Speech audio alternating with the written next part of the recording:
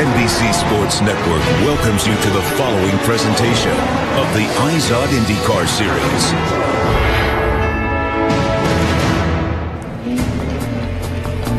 The calendar turns the page from July to August, and the stars of IndyCar know that the 2013 season is close to reaching a pinnacle. Tens of thousands of fans have gathered in the rolling hills of Mid-Ohio, located between Cleveland and Columbus, knowing today's race could see a major shift in the road to the championship. Winner of 3 races in a row, Scott Dixon is second in points, and with 4 career victories here at Mid-Ohio, could claim 4 consecutive race wins here today. While Dixon has climbed, the defending series champion Ryan Hunter-Reay has fallen over the same period and hopes to turn his fortunes around today, starting from the pole position. Meanwhile, they both changed points leader Helio Castro-Neves will have to work his way through the field in order to keep the championship lead for the 9th straight race. Welcome to IndyCar Live, presented by Verizon, where we set the stage for today's 90-lap race. Hi folks, Lee Diffie with you here at Mid-Ohio, one of the most challenging road courses in North America for sure, and it's where the championship really intensifies. There's only 6 to go, and at this point of the season, strangely enough, not many people are talking about the points leader, Helio Castro-Neves. Instead, the 2 guys doing the chasing, Scott Dixon and Ryan Hunter-Reay, and both of those drivers share something in common. Take a look at this, because last year, on the way to a championship, Ryan Hunter-Reay had a 3-race win streak. Milwaukee, Iowa, Toronto, it vaulted him into the lead of the championship. We've just witnessed it this year with Scott Dixon. Pocono, and then that dynamic doubleheader win that gave him a bonus $100,000 at Toronto just 3 weeks ago. Dixon is now second in the title, just 29 points behind. And Marty Snyder, Scotty is on an incredible run. Well, Lee, no doubt nobody's been hotter in the series than Scott Dixon, who's going for his 4th straight win, as you mentioned, at a track where he's won 4 times. Come up in a minute on IndyCar Live. I'll talk to Scott Dixon and ask him,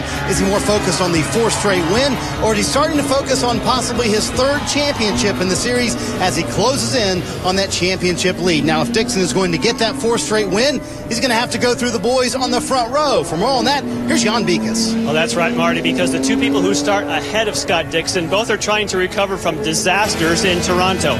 First, Ryan Hunter-Reay. He had a clutch problem followed by a crash in race number 2.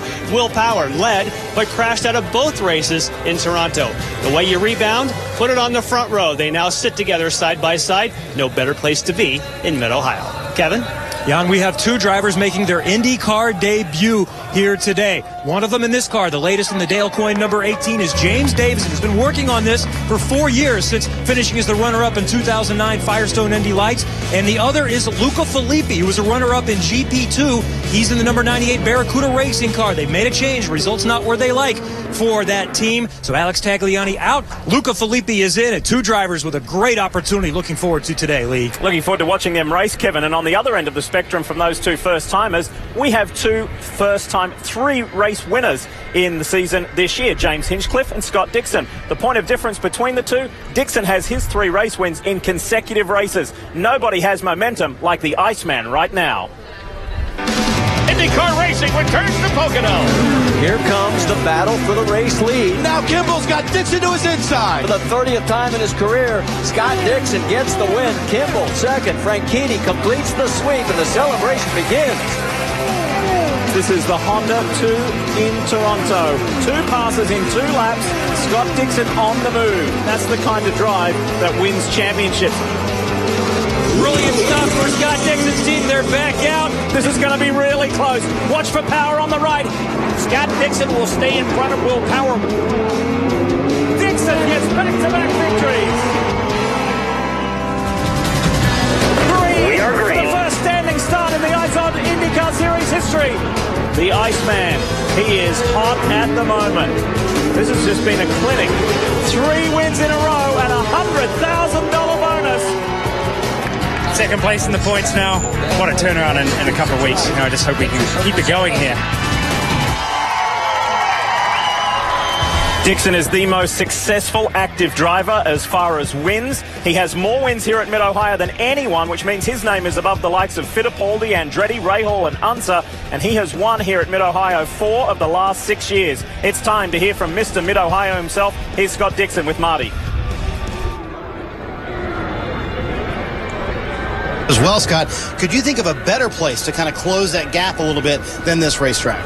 Well, I think we could have maybe done without the 2 or 3 weeks off that we had, but yeah, we definitely had the ball rolling, and I think the switch for us was obviously Pocono. We've talked about it a lot, but a place that we went into and didn't think we really had a good shot at, but to come out with a win there, and then Toronto for me has always been a place I wanted to win. So to get a car that was great at a double header, is pretty exciting to get 2 wins. So yeah, the championship's definitely turned around within a 3-week period. We were 92 points out, 7th in the championship, 29 points out now in 2nd place behind Alio. So it's nice to be back at Mid-Ohio. It's a fun track. It's unfortunately we don't have too many of these old school American road courses on our schedule, and hopefully we'll get a few more.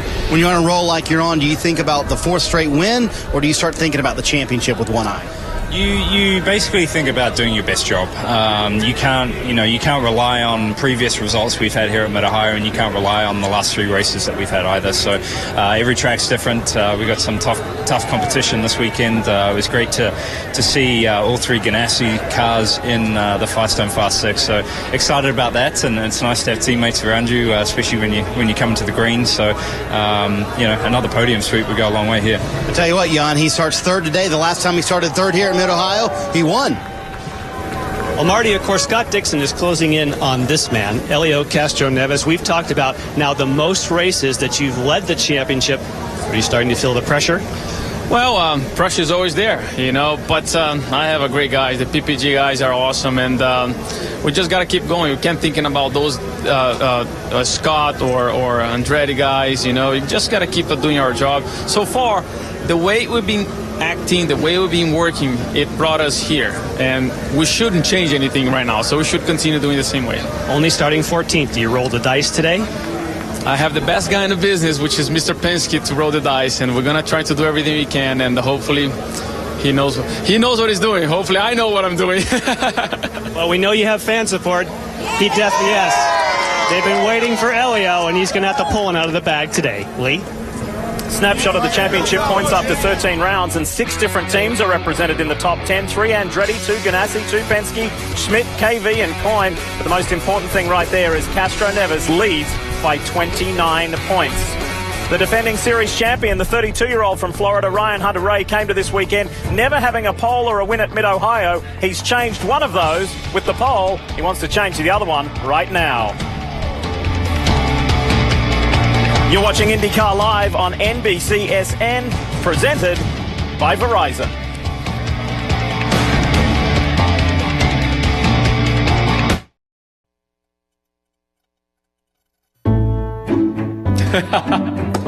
Let me tell you about Will Power. Obviously, he's an incredible talent. He really pushes to the limit, which is great.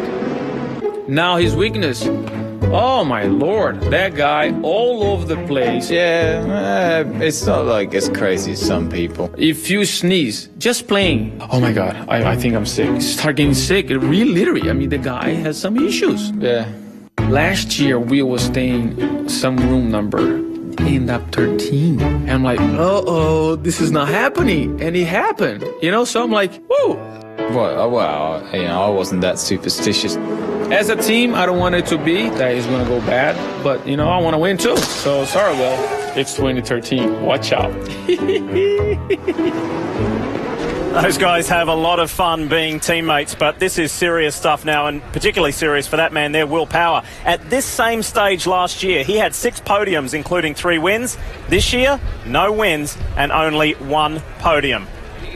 And the defending series champion, Ryan Hunter-Reay, knows all too well just how quickly things can change in this championship. If we take a snapshot of his last 6 races, the first 3 were all podiums, including a win. The last 3 have been nothing but plagued with drama.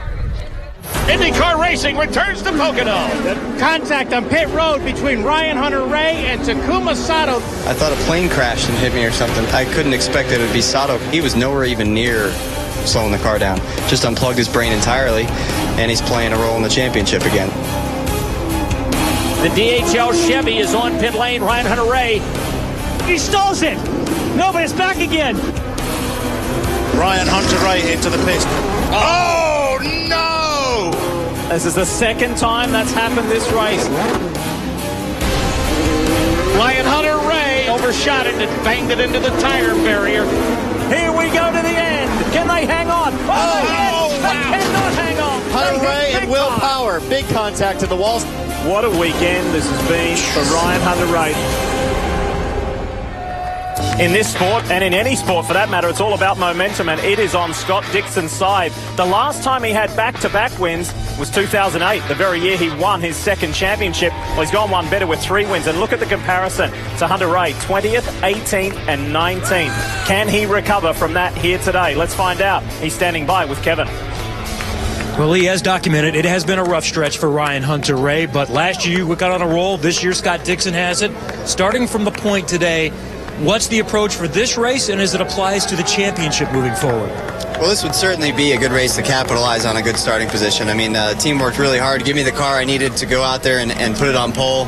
Had a great day yesterday. Had a lot of fun with the guys, kind of mixing up the strategy and qualifying a bit. But, today's where the real work starts. So we're going to go out there, just give it our all. Where the strategy takes us, we're not really sure yet. It kind of is dependent on where everybody else is, and we'll just kind of go from there. I mean, it's something that, I think you'll see a lot of different approaches today. So it should be an interesting race that way. Maybe less strategy because of the extra 5 laps. That's good to be out front. It might be about pure speed today. Maybe less strategy, maybe more. You could work it either way. So all I know is that I have a great car. I've got a great team behind me, and we got that #1 DHL Chevy up front. We need to keep it there, and we've got Will Power, Scott Dixon, teammate Marco Andretti chasing us. So it's going to be a tough day, but I think this is going to be a great race. Good luck. Thanks a lot. Third pole for Ryan Hunter-Reay, looking for win number 3. Marty. Well, Kevin, the other guy on the front row, Will Power, he will start second this afternoon. And yesterday, Will, you admitted to me you're out of the championship hunt. I guess, A, is it hard to admit? And then, B, how does that change the strategy for the rest of the year for you and your 12 team? It's not hard to admit. It's just obvious. We're well away now. So it's about winning races, and obviously when we're in the position, helping Elio to win the championship. But I think today we've got the best chance to win a race. 2 of the toughest guys around me in the paddock with Hunter-Reay and Dixon. But, I really want to get it right, and my guys deserve a win. I mean, I feel bad for them. They work so hard all year. Does it change things up? Does it make you maybe more aggressive and more free to take chances to get a win today? The aggression thing sometimes bites you, so it's just got to be a smart race. It's tough to pass around here. A lot of the passing's done in the pits and on strategy, so we're pretty conscious of that, and we're going to try to execute today. And Lee, who would have imagined this late in the season Will Power would be looking for his first win of the year, but he told me, as he mentioned a moment ago, today is our best chance of the season to get that. It's incredible, Marty, isn't it? He drives the Verizon Chevrolet, and you can get Verizon streaming. Simply download the IndyCar 13 app, call Star Indy, or search the App Store or Google Play, of course, only from Verizon. Do you know Marco Andretti put his RC Cola car in the Firestone Fast 6 for the first time in 3 years on a road or street course yesterday? Wonder if he can convert that to a win today.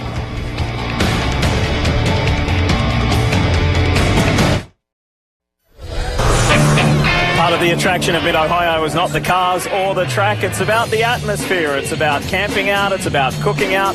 This is a group called the Turn 10 Tavern. They've been coming here for over 20 years. And by the way, that's a bacon explosion. And we're positioned in front of a group called the Carousel Group. They've been coming here for over 40 years. There are a lot of loyal race fans here at Mid-Ohio. We've got some news to update you on because we've got quite the variety here for the 14th round of the championship, and let's update you because there has been some movement in the field, and headlining that is James Davison, is making his very first IndyCar career start. He has been somewhat of a journeyman. This is a massive day in his career. Oriol Serbia is in the number 4 Panther car for the 3rd time this year, replacing Ryan Briscoe, who we know from Toronto has a broken wrist. And then Luca Filippi replaces Alex Tagliani in the 98. We're unsure whether that's a permanent change, but it certainly is the case here today. With more news from the paddock, here's Robin Miller. Thanks, Lee. Get out your pen and paper, and I'm going to talk fast because there's a lot to get to. Right behind me is the Panther car. That's one of the 3 coveted rides that are open for 2014. Panther, Brian Herta, and the 4th car at Chip Ganassi. Who are the candidates? Let's start with James Hinchcliffe. You're saying, James Hinchcliffe, he's having a breakout season for Andretti. He's won 3 races. Why would he leave? He's got GoDaddy. Well, because Target went to Canada. Hinchcliffe is a Canadian favorite. And good old Chip Ganassi said, I want that guy in my car. Hinchcliffe says, I only want to do that if I can take Dario Franchitti's place eventually. What about our boy Ryan Briscoe in the booth today? He's the coveted guy. Panther wants him. John Barnes talks him up all the time. Chip Ganassi would like him because he has a sponsor for that fourth car, and they love Ryan Briscoe. How about Indy 500 winner Tony Kanaan? Is he going to stay at KB Technology? Well, Jimmy Vasser's trying his best to make that happen. He's got 2 weeks to come up with more money, which he obviously knows Kanaan deserves. If he doesn't, then Kanaan might go to Panther, or Kanaan might go to Chip Ganassi Racing, or Kanaan might go to Brian Hurd, his old buddy. Who knows? And then there's Oriole Survey, the guy that always gets left behind. He's filling in today at Panther. Guess what? John Barnes says, I haven't signed anybody yet. You're still on the list with Ryan Briscoe. Maybe I can run 2 cars. If Kanaan leaves, maybe he goes KV. Maybe not. Maybe he signs with Brian Herta. Last but not least, Joseph Newgarden. He's not a free agent. He's signed. And there's Takuma Sato. AJ Foyt says he wants to keep him. I hope you got all that because I can't remember what I said. Thank you, Robin. There's certainly plenty going on, isn't there? And IndyCar's loss this weekend is NBC-SN's gain. And what I'm talking about is Ryan Briscoe being in the announce booth with us this weekend because of that broken wrist. But Ryan's story is only one piece of a much larger puzzle. Over the last few years, there's definitely been an increase in hand and wrist injuries. So the drivers asked IndyCar Safety to check into the numbers. Now, those numbers were revealed by Dr. Terry Trammell at the drivers' meeting in Toronto.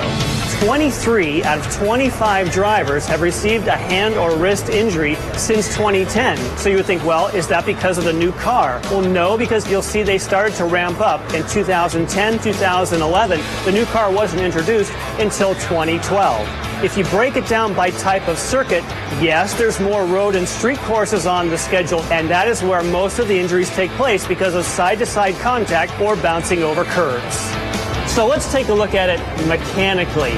Now, the steering effort on these cars is unbelievable. That's why the drivers use these molded hand grips to try and get the best grip they can because the steering effort is so high. But if you have high steering effort, it means you also have high steering kickback.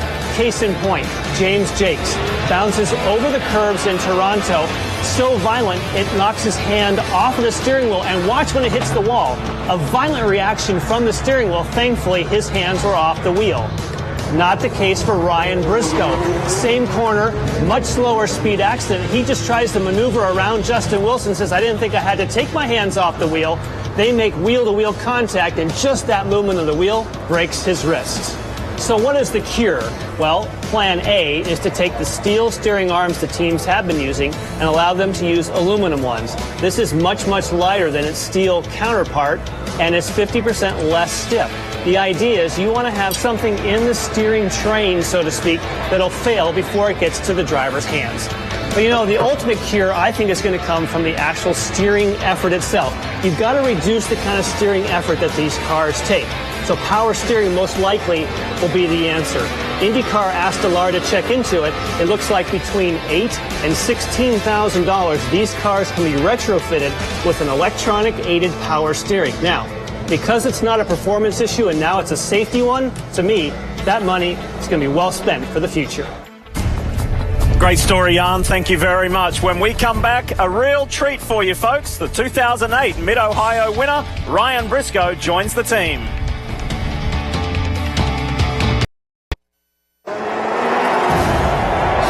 Proudest moment, my platoon sergeant, we're overseas and we saved the guy's life, and getting to meet him and his family after we got back was, it's a great moment knowing that you actually changed the life and the life of others around them by doing what your job is meant to do and save somebody's life. We serve overseas all the time. We don't do 1 week in a month, report constantly, and being able to see the representation of the National Guard and the presidents and everybody honoring us, it really shows a lot of appreciation to our sacrifices that we've made as individuals.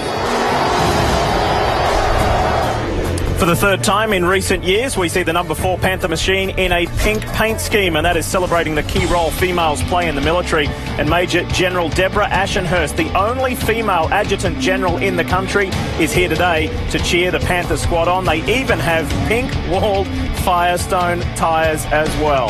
All right, changing gears, it is time for this week's GoPro course preview. And our Townsend Bell has made Wally Dallenbach go silent. David Hobbs pumped the fuel, scared the life out of Steve Matchett. Not sure there's a whole lot he can scare Ryan Briscoe with.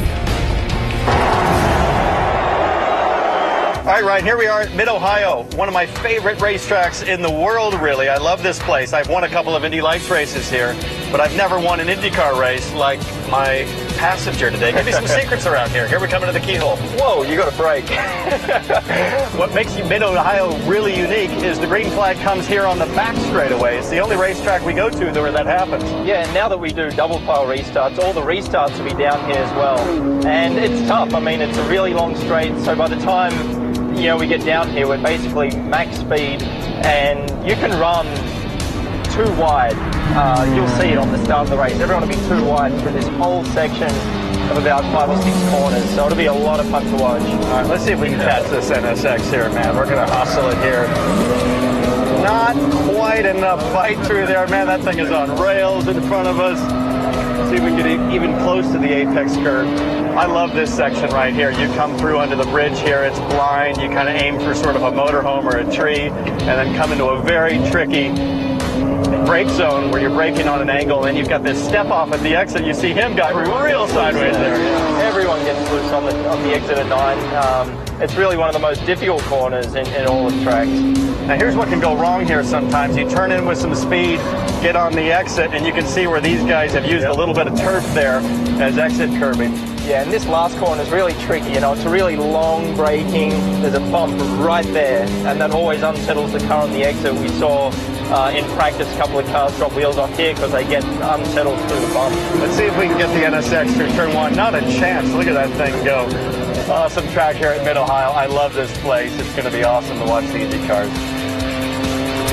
Townsend Bell loves those GoPro course previews, and there was a more detailed look at the track they call America's most competitive, the Mid-Ohio Sports Car Course. And as we teased you with a little bit earlier, it's time now to welcome Ryan Briscoe to the NBC SN team. Terrific to have you with Townsend and myself, mate, for today. But first and most importantly, how is the wrist doing? It's feeling great. It's amazing. Every day it's getting stronger. I've got a little battle scar here, but feeling strong and really excited about coming back for Sonoma at the next race. I know it's a little different for you to be an observer of an IZOD IndyCar Series race. So, what's your observations this weekend? What's taken your attention? It's been a crazy week. There was the test day on Wednesday, so everyone's had plenty of laps. But we saw during practice sessions lots of cars going off the track.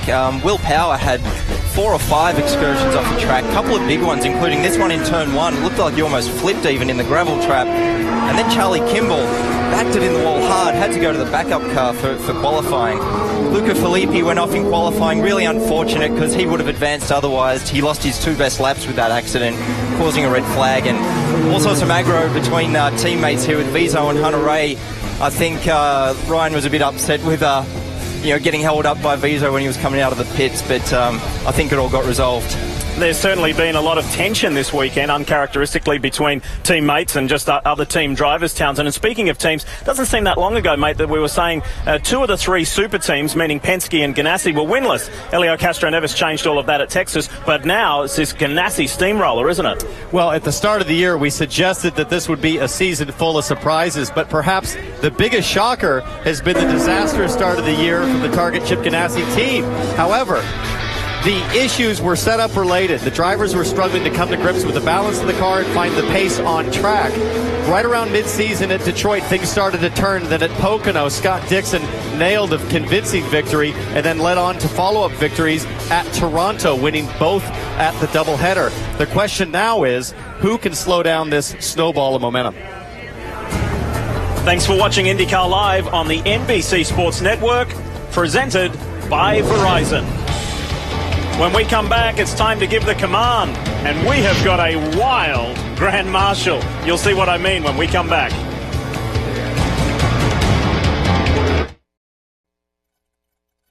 They call Scott Dixon the Iceman. Some say it's because the New Zealand native is quiet and reserved. Others claim it's his cool and calm demeanour on the track. Regardless, the Iceman has arrived at the peak of summer and put a freeze on the rest of the IndyCar field, winning 3 races in a row and putting himself back in the championship hunt. He has made up 63 points on the championship leader, Helio Castroneves. In the same summer span, Ryan Hunter-Reay has been ice cold, falling in the standings while Dixon climbs.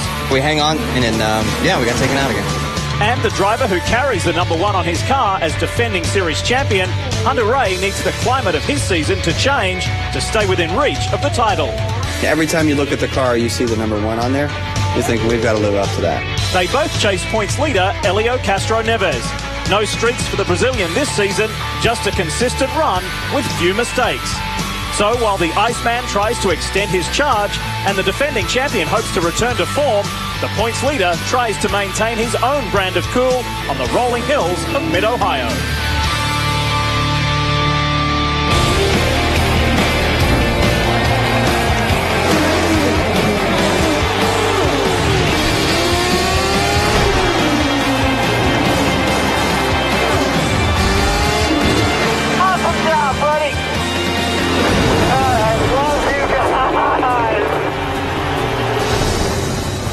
After a 3-week break, the IZOD IndyCar Series roars back to life at one of America's classic road race courses. This is the Honda Indy 200. It's round 14 of the championship for 2013, and we have got a championship that's alive. Time now for some important words. Mid-Ohio race fans, are you ready? It's time for those most famous words in all of sports.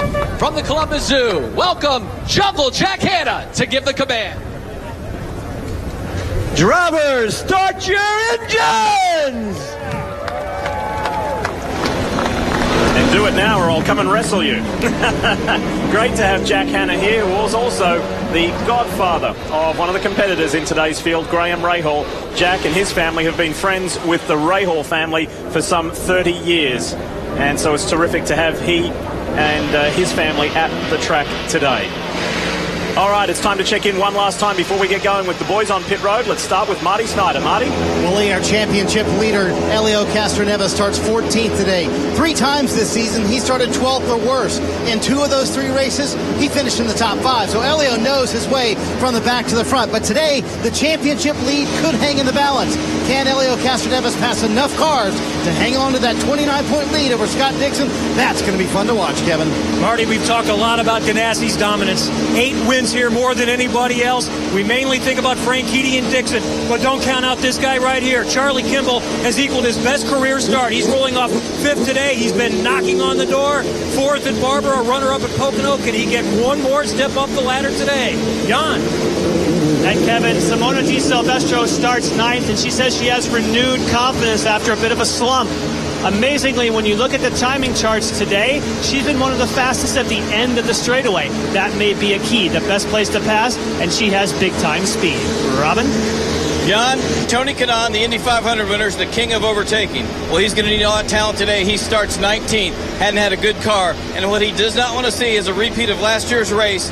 No cautions. This race was yellow-free last year. Well, I can tell you this, based on this week of testing and practice and all the chippiness we've seen from the drivers, there ain't going to be no all-green race this time. There's going to be a lot of crashing. There's going to be a lot of people being pulled out of the sand trap. That's my prediction. Well, it's certainly what we've seen so far this weekend, Robin. I think you're spot on. And you talk to the drivers, they tell you just how difficult it is to make up ground here. So is our current Indy 500 champion Tony Kanaan in for a really tough day at the office? Well, let's take a closer look at this track. Here's Townsend to talk us through the finer details of Mid-Ohio. Well, Lee, one of our country's best racetracks, Mid-Ohio boasts 13 corners that are totally unique in the world of racing. This place defines the phrase natural terrain road course. There are 2 key passing areas. The entry to turn 2, also known as the keyhole, and at the end of the long back straight entering turn 4. But to lay down a fast lap at Mid-Ohio, you have to nail turn 1, a very fast, nearly flat-out corner. This track demands finesse, endurance, and respect. It most certainly does, and that's why we see terrific racing. We also see the IZOD 2-seater. Now, you can get in on Honda's fastest seat in sports sweepstakes by logging on to shophonda.com, and you could be sitting where Ross Ellison from Ocala, Florida is right now, behind the legend Mario Andretti. Hi, Ross. It's Lee Diffie in the NBC Sports booth. What did Mario tell you before your ride? He said, don't worry about a thing, just enjoy the ride. And are you? And I'm enjoying it. All right. It sounds like it's taken your breath away, Ross. We'll leave you to it and enjoy the ride behind Mario Andretti. And by logging on to shophonda.com, Ross won the opportunity to start today's race in the IZOD two-seater, as we just saw. And we thank Mario Andretti for doing a fabulous job as well. So, here they are, warming up the tyres. They'll do 2, maybe 3 laps before we see the green, and the time will start when they cross the finish line. However, typical and traditional here at Mid-Ohio, they will not start until down the back straight, heading through turn 3 on the way to turn 4. Here's a snapshot of the grid. Ryan Hunter-Reay, 5th career pole, alongside Will Power Townsend, who is desperate for a victory. Good run for him. Marco Andretti having a very strong qualifying, making the top 6 for the first time in a few years. Let's take it back to row 3, Ryan. Sitting there, let's have a look. Charlie Kimball, Dario Franchitti, teammates. Yeah, 2 more Ganassi cars in the top 6. They've just been strong all weekend, and Kimball even going to the backup car very fast. For me, these 2 guys are the quiet achievers of the weekend. Look out for Wilson and Pagenaud. No question. Going back, another strong qualifying performance. Haven't seen that for a while out of Simona, our early season superstar. James Jakes with a great top 10 qualifying start. And it's his 26th birthday today, so we wish him a happy birthday and wish him a good race. Hinchcliffe was a little bit miffed, Ryan, that he just missed out on progressing and advancing to the next phase of qualifying. Oh, just a product of the lap times being so close in qualifying. I think there are so many drivers in the grid saying if I was just 1/10 faster, I would have progressed. And that was the story of the weekend. How about Sebastian Bourdais coming off back-to-back podiums in Toronto? He's got his hands full here with a challenge with the points leader. Absolutely. Moving on back to row 8, Takuma Sato, our championship leader after Long Beach, has really fallen down the run. He's starting today on row 8, and then James Davison out of Australia. Pretty impressive first weekend for this young guy. He's been working for years to make this happen. All right, Ryan, give us the keys and the secret to success. You won here in 2008. You know how to manage this field and this racetrack. What are we looking for today? What are the keys? Well, I mean, obviously starting at the front is big, but depending on how the yellows fall, it could become a fuel mileage race. It's going to be close between 2 stops or 3 stops. But on the start and restart, aggression is going to be big. I think one of the guys to watch is going to be Castro Neves, being very aggressive on the start, trying to make up as many spots as he can early on. All right, let's take you and show you some different views because we've got some onboards throughout this field. And we start with Graham Rahal. This is what the battery tender onboard camera looks like, and we'll be riding with Graham. This is a massive weekend for he and his dad, Bobby, and the Rahal family. This is their home track, so it's a big day. The man who was taking Ryan Briscoe's seat in the Panther number 4, the National Guard car, is Oriol Servia, and this is the National Guard onboard camera. That's what it looks like for the Spaniard. He's pleased to be back in the seat. The birthday boy, James Jakes, has the Acorn stair lifts on board, and this is the view we'll see from him and many others. Some multiple views aboard the second Rahal entry. And then Dario Franchitti, the 4-time series champion in the number 10 Target car. He has the Verizon streaming. And remember, we told you about it a little earlier in the show, download the IndyCar 13 app by calling ** Indy or search the App Store or Google Play only from Verizon. We'll see what kind of a day Dario has after some frustration in Toronto. The man on the move, and he is Mr. Mid-Ohio. Scott Dixon gives us the Verizon view on board the number 9 Target car. And then our final onboard camera in the race is brought to you by Chevy, and it is the Verizon Chevrolet of Will Power. So, he told me this morning he needs to win, he wants to win, he has to win. Will it be his day? The race has technically started time-wise, but it's about to begin for real now when Ryan Hunter-Reay and Will Power see the green. Here we go, the Honda Indy 200 at Mid-Ohio is underway. They stretch their legs for the first time down to turn 4. Look at Charlie Kimball on the inside and aggressive. Half back. Franchitti around the outside. Kimball, the teammates are side by side into 5. Looking pretty clean so far through the first 2 corners. And that's good. Good work. Respectful driving. No clumsy collisions. And they're racing hard on the opening lap. Don't forget, last year we went caution-free the entire time, which is impossible to believe. I'd be blown away if it happens again this year. Look at the guys getting loose, Ryan, coming off of turn 9. Yeah, still very cold tyres and surprising, not even a wheel off so far this lap. So everyone giving each other a lot of respect and maybe thinking back to all the offs in practice, people they're all sort of getting their heads in line. End of the first flying lap, Ryan Hunter-Reay, Will Power, Scott Dixon. There's James Hinchcliffe working on James Jakes. And look all the way back at the end of the field, that bright blue Barracuda Networks car of Luca Filippi. He'll be desperate to make up positions because he set a time good enough to be in the Firestone Fast 6 and progress.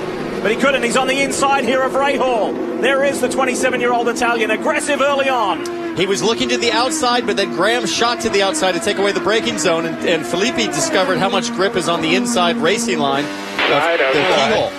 So close. He had never driven an IndyCar until this Wednesday, and in just the second practice session was 5th quickest. He wants to make a name for himself here in the United States. He almost won the GP2 championship 2 years ago in Europe. He's a very skilled driver. Unfortunately, he's realizing the penalty for that mistake in qualifying, going off, causing the red flag, losing his quickest laps. It is so tough to get through the field here. Oriol Servia in the Panther National Guard car has made 3 places early on. Good start. Yeah, definitely moving forward. He said he's got a great car. He made a little mistake in the keyhole in qualifying, but he said he's got a good car. Tell us more, Kevin. Yeah, we talked to Oriol this morning, and he talked about what you just mentioned, Ryan, that they went too far on the downforce this morning. He was never happier with the car yesterday. He just made a little bit of mistake in qualifying. And again, the pink paint scheme is celebrating the key role that females play in the military. The National Guard car, that's the 3rd time. We saw it at Kentucky a couple of years ago and here at Mid-Ohio here last year. Charlie Kimball is on the attack. Marco Andretti showing the inside block move, does a little fade back to the outside, but Charlie able to stay side by side, has the advantage at the next corner. Great pass. Great move. Marco looked a little conservative there, which was surprising. Remember how the weekend started for Charlie Kimball in that Novo Nordisk car. It started in dramatic style, spectacular style, but negative style, where he smashed heavily at turn 1. Don't forget, guys, Marco Andretti, one of the few cars in the top 8 the only car in the top 8 to start on the primary black tires. The other guys all on reds. We're seeing the advantage of that softer compound here in the first few laps. Good solid start from Justin Wilson. Look for the Boy Scouts of America car. There it is there, the 3rd one in shot, the blue and yellow machine. This is the track where he broke his back 2 years ago, but he loves this place. He really enjoys the challenge of Mid-Ohio and has been running well this weekend. Marco currently under attack now from Dario Franchitti, and don't forget, one of the storylines of this race is going to be fuel economy. Marco Andretti in a Chevy, Dario in a Honda. I wonder if Marco's already leaning out fuel to try to stretch those runs. So far, no yellows. Hey, don't forget, Townsend, he's on the black, so we're seeing right now, as you watch on board with Dario, this is black versus red. The red should be faster, and it is for Dario. Down the inside, Franchitti makes that move fairly clinically. No worries there, so now it's Hunter Ray, Power, Dixon, Kimball, Franchitti, Andretti back to 6th. Yeah, definitely the black tyres hurting Andretti. I think we saw in qualifying there was maybe a 1 second difference in lap time. So I think interesting to follow will be the consistency, if the red tyres are going to hold on or if the blacks are just going to keep going backwards. Well, at Toronto, which is a different tire, but at Toronto we saw about a 12 to 14 lap window, and that's when the crossover took place, when the black tires' consistency started to carry over into an advantage over the reds. So we're up and running at Mid-Ohio for the Honda Indy 200. And the man who won last year's championship leads this race. Hunter Ray told us earlier this weekend, I am on maximum attack. I must win.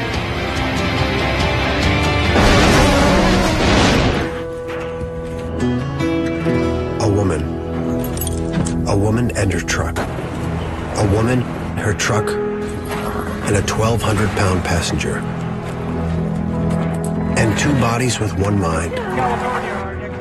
And a ribbon that goes on her wall, not in her hair. The all-new Chevy Silverado with the best available towing and a full-size pickup. Strong for all the roads ahead. Introducing a car company that's never made a single car. We took the power of a 9-year-old V8 and gave it the impressive handling of Firestone's Destination tire. Now, moms agree. Every milk run feels like a victory lap. So whatever you drive a Firestone. Somewhere in a town like this one, a person like you will hang out with friends like this.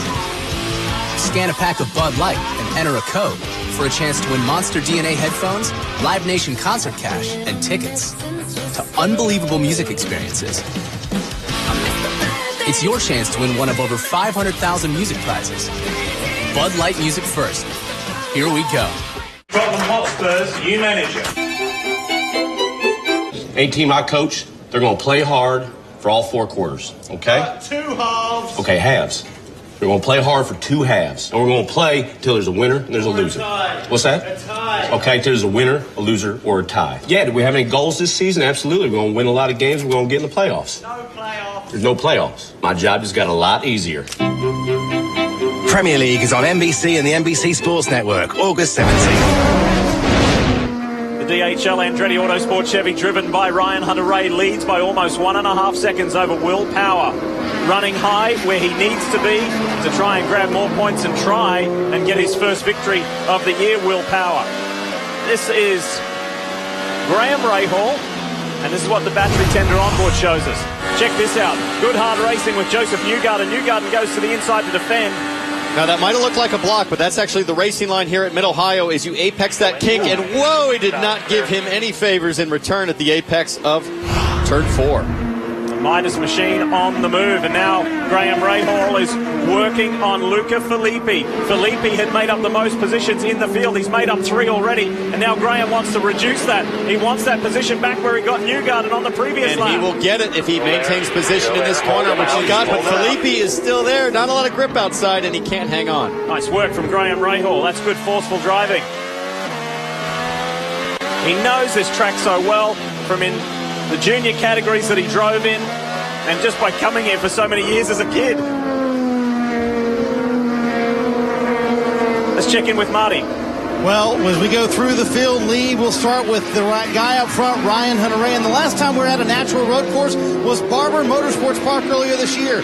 That day, Ryan Hunter-Reay started on the pole, led the most laps, won the race. Today, started on the pole and has led every lap so far. Now, they're giving him fuel numbers, which may mean they're going to try a 2-strap strategy today, but they'll need 11 laps of caution to pull that off. In second position, behind him, Will Power. He told me going into Toronto, we honestly thought we still had a shot at the championship. I had to relax over a couple weeks off and try and get that out of my mind, just focusing on race wins right now. Behind him, Scott Dixon started third, running third. He said, I've never really been comfortable this weekend, although he's obviously very good at Mid-Ohio, still searching for a little bit here this weekend, Jan. And, of course, his teammate, Charlie Kimball, right behind. We've talked about his big crash that he had in turn number 1. Remember, he is driving a spare car. They switched the cars. Look at him close in on Scott Dixon. Amazing by the Ganassi crew how quickly they changed that car over. And Jan Dario Franchitti back there in the fifth position, hanging in right there. The car a little bit too tight. He just radioed into the crew. They said they heard his transmission. You know, Ganassi has won 4 straight races here. Dario would like to add to that number and make it 5 straight, Jan. And Justin Wilson did not have his practice sessions go the way that he wanted. They actually had an electrical issue that caused a fuel pressure problem. He missed much of the practice, but now says the car is better.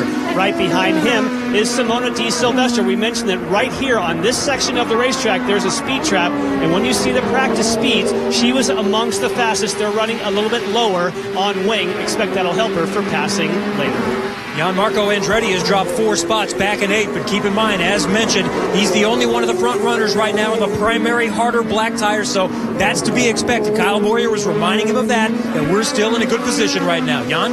Simon Pagenaud has said, believe it or not, I think this is the best car that we have had the entire season. He's not necessarily showing it now, but he thinks when he drives 99%, he loves the car. Now watch James Hinchcliffe, because over my shoulder, it looks like they have set out for an early pit stop, so he may, unless they're trying to fake people out, he may decide to hit pit road.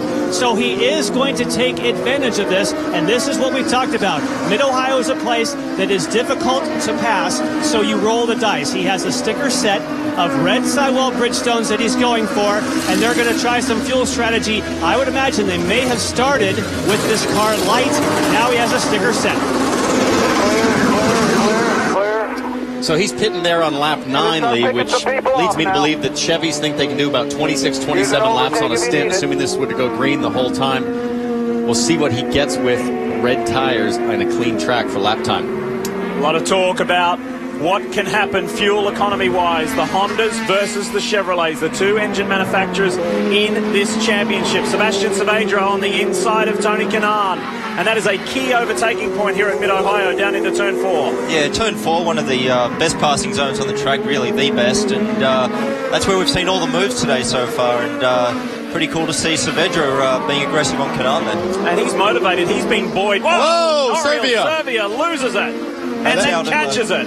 Out of turn 9 there. The car always gets a bit loose, but he's lucky not to spin that thing all the way around. Down into Thunder Valley. That is a high-speed section of this track, and Oriol Servius catching the car and catching his breath. Absolutely. You see Tristan Vautier peels off, the first of the Hondas, I think, to make a pit stop. Servius got to clean it up here and try to keep that thing in line. Tristan Vautier qualified 11th, but he had to start back in 21st because of an engine change. In the warm-up today, his car caught fire, and he actually lost throttle control and had to scoot it into the tires a little bit to get stopped. So they changed the engine, and Vautier has already picked up 2 spots before this early stop. And remember that Tristan Vautier is a Firestone Indy Lights champion, but he's never raced here at the Mid-Ohio Sports Car Course until last weekend when he raced a Van Diemen F1600 Honda-powered car. This is what happened to Oriol. Just a little bit of wheel spin there. The car gets really light, negative G. Wheel spin leads to getting loose, and man, I'll bet he's surprised he hung on to that. That's about as close as it gets. Man, you could just hear the engine spinning. That's a good save. Good save, and all the while he was catching it, he's looking in the left-hand mirror, seeing where the other cars, where his peers were coming. So that was a lucky escape for the National Guard, number 4 of Oriol Servia. You have not missed anything up front. It's still Hunter Ray, Power, Dixon, Kimball, and Franchitti. However, the Ganassi trio are getting closer to each other. Water was boring, so we changed it into a drink you can flavor your way with Mio. Add it to water, flavor it the way you want. Nothing's exploding. Let's change that. Mio is awesome.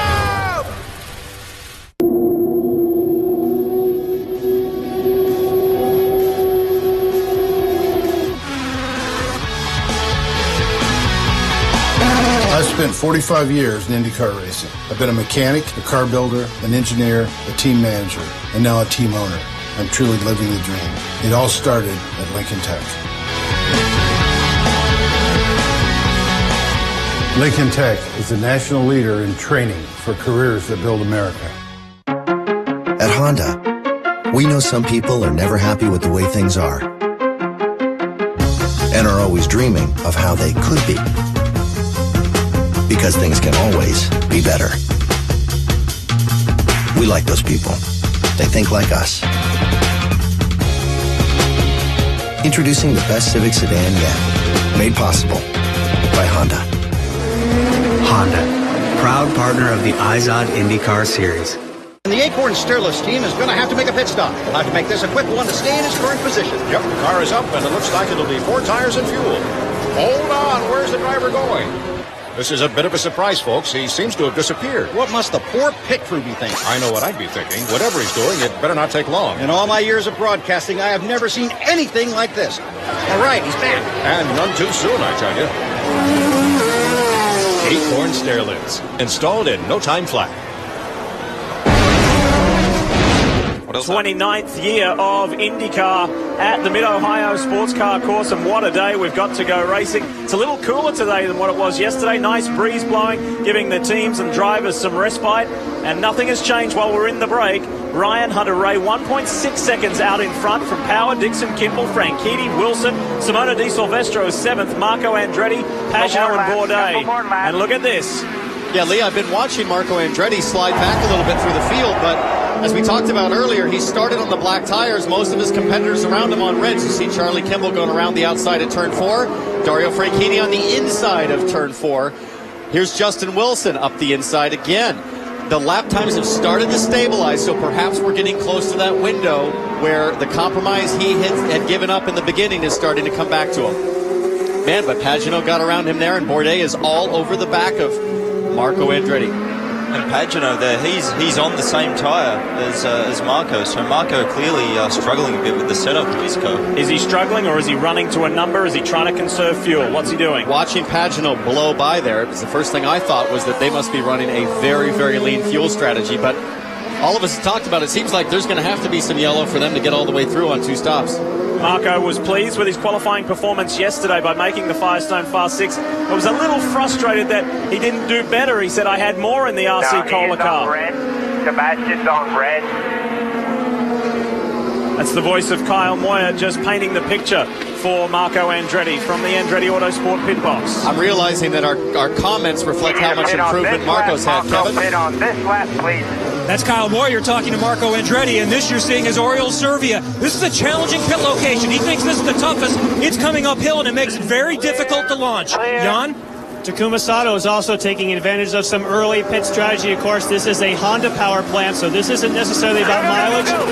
It's about hoping for a yellow and hoping you can pick up track position. Huge day for the ABC Supply Company, who sponsor AJ Foyt Racing. They've got over 700 guests here cheering Takuma Sato on, hoping he can do well. But at the beginning of the race, it all went backwards for Sato, who dropped into the low 20s. So I'm not quite sure what happened in the opening stanza of his race. He needs to try and turn it around.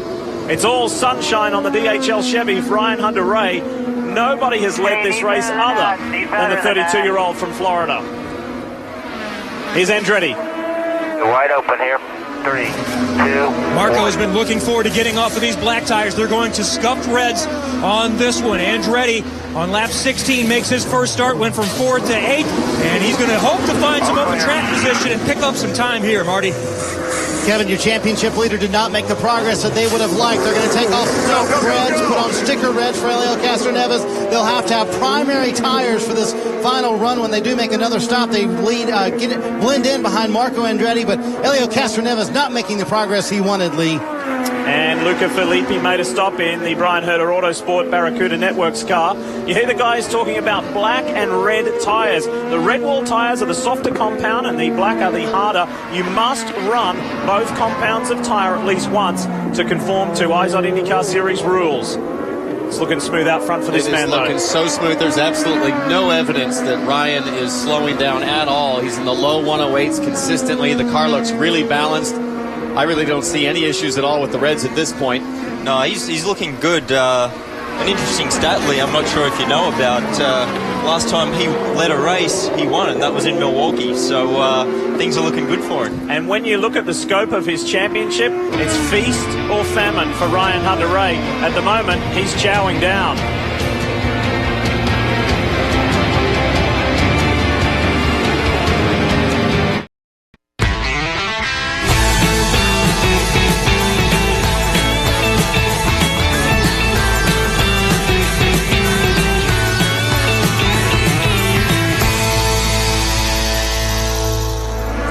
It has been a fixture on the road race calendar in North America for many, many years. Mid-Ohio was opened in '62. Some 20 years later was purchased by renowned road racer and the founder of Red Roof Inns, Jim Truman. And there has been so much history created at this legendary circuit.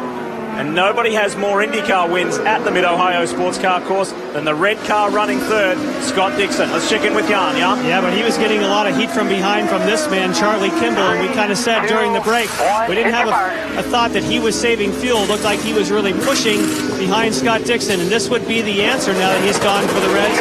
Nice quick stop. It's not going to be as long. When you see 7.3, that's because they haven't necessarily emptied everything out. They're doing this again for track position. Got ring coming by you now. Brian, talk about that coaching from the radio, from the pit box. How important is that to you? How much do you enjoy having all of that information and the picture painted for you? Yeah, it's good. I mean, the consistency is the most important thing, and some drivers like the countdown. I've always sort of been used to a countdown, but as long as it's the same every time, it's just sort of all about the rhythm of hitting your marks and having a clean stop.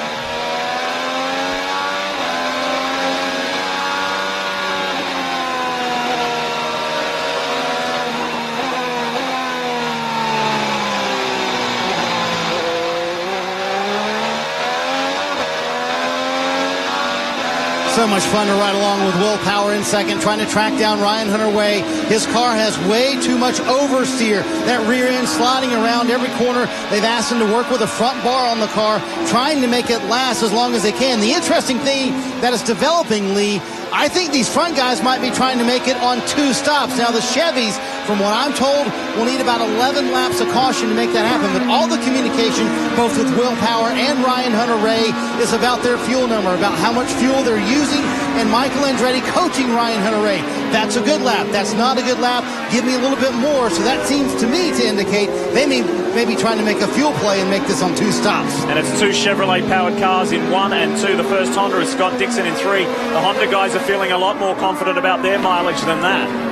I think that with the fuel mileage thing, it's not so much at this point making it on 2 stops so much as just getting that extra lap in this stint. I mean, I think they're all going to need a caution to make it on 2 the last stops. one to stop. But if you can go 1 lap further than your opposition, then you have an extra lap on hot tyres, and that's track position during the pit stops. You're listening to the voice of Ryan Briscoe, the 2008 winner of the Mid-Ohio IndyCar race.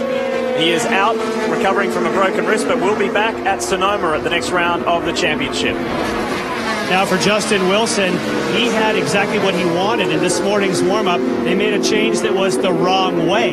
He said, the reason that was good, I came back and said, no, guys, that's definitely the wrong way. They stepped the other direction, and they bracketed the way he wants his car to handle. And, Ryan, you know how that goes. Sometimes you're always searching, and sometimes a wrong choice on the setup actually heads you in the right direction. Yeah, it's trial and error, and sometimes it takes those mistakes to learn something and go the other way. One of the things I'm watching here, guys, is the lap times have started to fall a little bit now. So Hunter-Reay, 109.2, Will Power, 109.0. Those red tires starting to slow down ever so slightly, but the guy that I'm watching, Bourdais and Pagenaud, just in front of them, these guys are charging up. That gap is closing, but can they get by if they catch the pack? And a year ago here at Mid-Ohio, Sebastian Bourdais got his best result of the 2012 season when he finished 4th. The Dragon guys are riding high on momentum at the moment. Jay Penske and his crew are pumped about that double podium in Toronto. There's EJ Viso coming through shot. Let's check in with Robin Miller. Hey, Lee, it's a press conference yesterday. Ryan Hunter-Reay says, I think it's going to take 3 pit stops. And Scott Dixon looked over at him and raised his eyebrow with a little grin and said, maybe for you, amigo, but I'm in a Honda. And I was at the famous Honda Pocono slaughter when Chevrolet... Okay, Kevin, take this pit stop away, brother. Yeah, here's Graham Rahal making his first stop. He did not get any testing time on Wednesday. He said they've been trying to catch up all weekend, but he thinks they finally made some good strides this weekend. But so far, he's not been able to pick up a lot of space except for people coming in. Also, Sebastian Saavedra, there he is, getting back out on track. He pitted from 12th position. And Luca Filippi going through shot there, and Graham Rahal can resume their battle. That was pretty entertaining a little earlier in the race. Let's go, baby. So meanwhile, up front, it's as close as it's been. Will Power is within 0.8 of a second of this man here, Ryan Hunter-Reay. He is lead, but the top 8 are within 4 seconds of each other. If this stays green, Ryan, the out laps, the in laps, and the pit stops are everything. It's going to be huge, and it's a tough pit lane here. I mean, we've talked about the hill, and if there are mistakes on pit road, they seem to happen here, so it's going to be key to watch that. Go 3, 2, 1. After Sebastian Bourdais gets counted into his pit box, one of the things that he's been finding over the weekend, the car has been wicked loose. They've been trying all weekend to try to settle that down, and they go to the front wing. Wow, look at all that front wing they do for Sebastian Bourdais. That is a big, big change. That looked like 2 turns of front wing that they just put into his wing, so he must have been battling a bit of understeer and just trying to make the front hook a bit better. Is it also that when they're going to blacks that they have to compensate aero-wise? Because I always hear that when they throw the reds on, you pick up a ton of rear grip, so it could be they make a balance adjustment as well going from reds to blacks? Yeah, maybe. I don't know. It looked like they added front wing, though, so that'll be interesting to see. We're fast approaching 3rd race distance of this 90-lap race. We've gone 5 laps longer than last year. So last year was an 85 lap, and 90 laps here today. And this is going to be fascinating. Who blinks first? Is it going to be Hunter-Reay? Will it be Power? How far can Scott Dixon, Mr. Mid-Ohio, go? All those questions answered when we come back.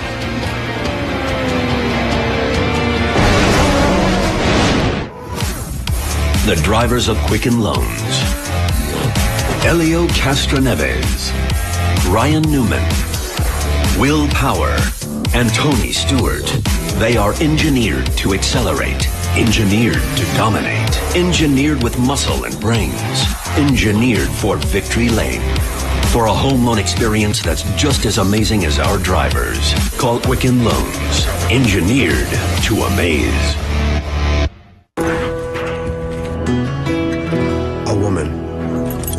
A woman and her truck. A woman, her truck, and a 1,200-pound passenger. And two bodies with one mind. And a ribbon that goes on her wall, not in her hair. The all-new Chevy Silverado with the best available towing and a full-size pickup. Strong for all the roads ahead. Command has been given. Row 1, let me know. Row 1, on.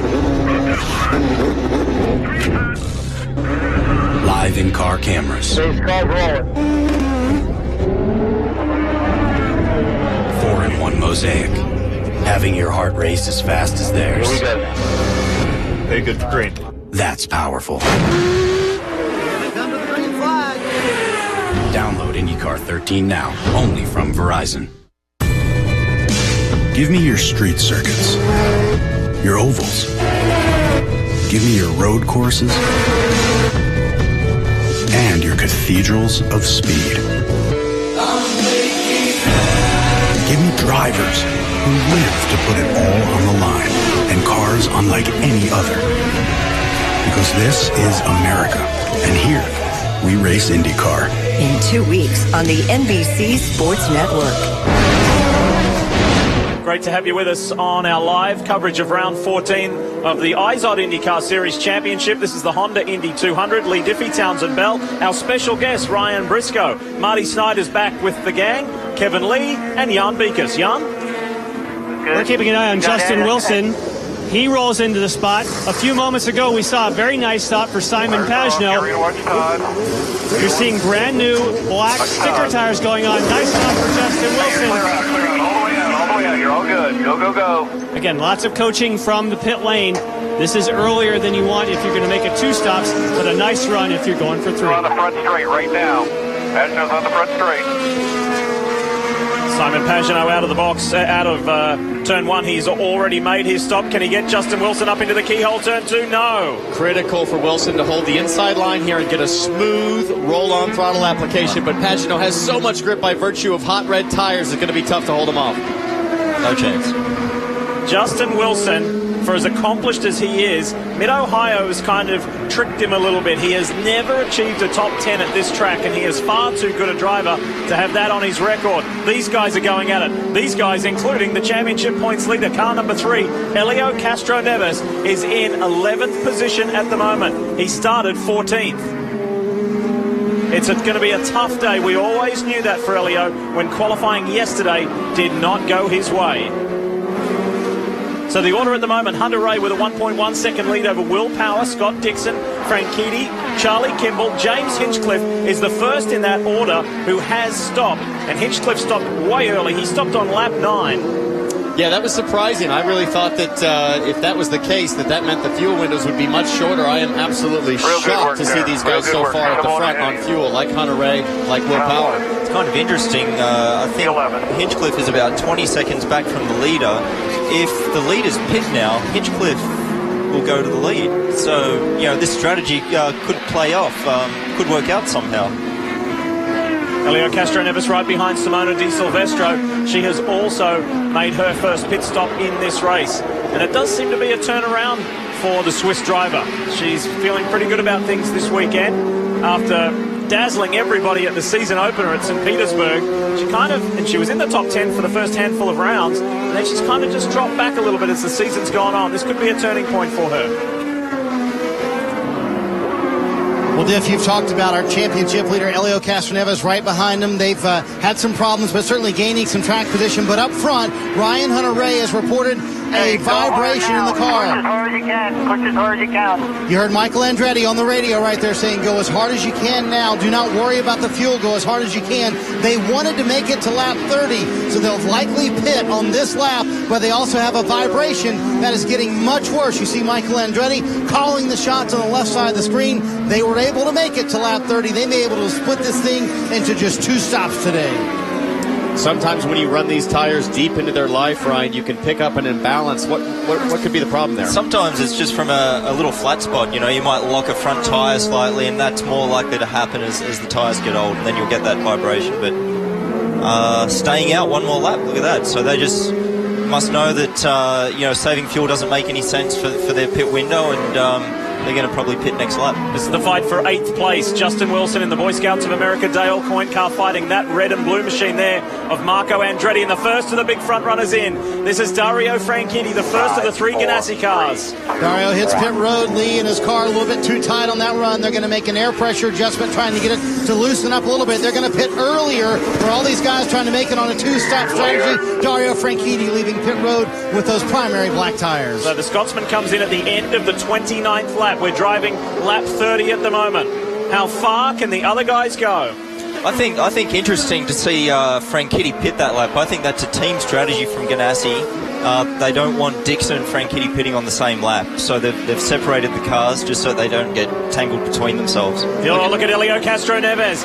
He has been praised this year for not being impatient and being very mature and just biding his time. However, he looks a little more aggressive here. Look at the blue, white and black car on the inside. Castro Neves, the points leader on Simona Di Silvestro, and position gain. Surprising to see Simona give him the corner like that. She's allowed at this track to drive right up the right-hand side, and we understand Hunter Ray is in pit lane. Top 2, top 3 are all in. 3, 2, 1. Well, this should be a lot of fun. All 3 of the top guys coming onto pit road at the same time. All of them are going to put on the primary tires for both Scott Dixon, Ryan Hunter-Reay, and Will Power. You see all of them on your screen, and we talked about how the races can be won or lost on pit road. And that's the way they come off. 1, 2, 3, just like they came onto pit road. Passing so tough here at Mid-Ohio, you got to get it done on pit road. Ryan Hunter-Reay holds serve, and Pagenaud gets right into the mix as well. And he's on the move on the inside. Simon Pagenaud on Ryan Hunter-Reay. We said right at the top of the show, look for Wilson and Pagenaud as the dark horses in this race. Pagenaud is extremely frustrated by his season. Although he got his first IndyCar win earlier this year at Detroit, it has not gone his way. He's 5th in the championship. He said, I should be vying to win this championship. So he's on the attack. Very strong move, but if he gets some yellow, he might be on a similar strategy, but right now he last pit on lap 25. He's going to have to stop 2 more times to make it under green on that pace. That's 5 laps earlier than the man he just passed as we ride with Will Power. Charlie Kimball, what a story he's been this weekend. And Ryan, were you impressed with how he came back from that violent accident yesterday? No, it just didn't faze him at all. And so much confidence, I think, in the team to give him a backup car that he was going to be confident was going to perform at least as good as his primary. So this is where they stand on pit stop rotation. You saw the first 2, Kimball and then Hinchcliffe, and then the 3rd place Simon Pagenaud, and then behind him Ryan Hunter-Reay. Yeah, I mean, these guys are just praying for a caution. If the yellow comes out and it goes yellow for 5 or 6 laps, these guys can get the podium. But the nature of this track, mate, at this race, we don't see a lot of yellow. Well, I mean, last year we didn't, but in years past we have. I'm really just shocked to see what a flawless, run everybody's having in terms of no yellows. We saw Serbia almost cause one. The other thing that's surprising, the red tires absolutely are not falling off at all. The lap times are very consistent. In fact, Charlie Kimball just went into the 106s.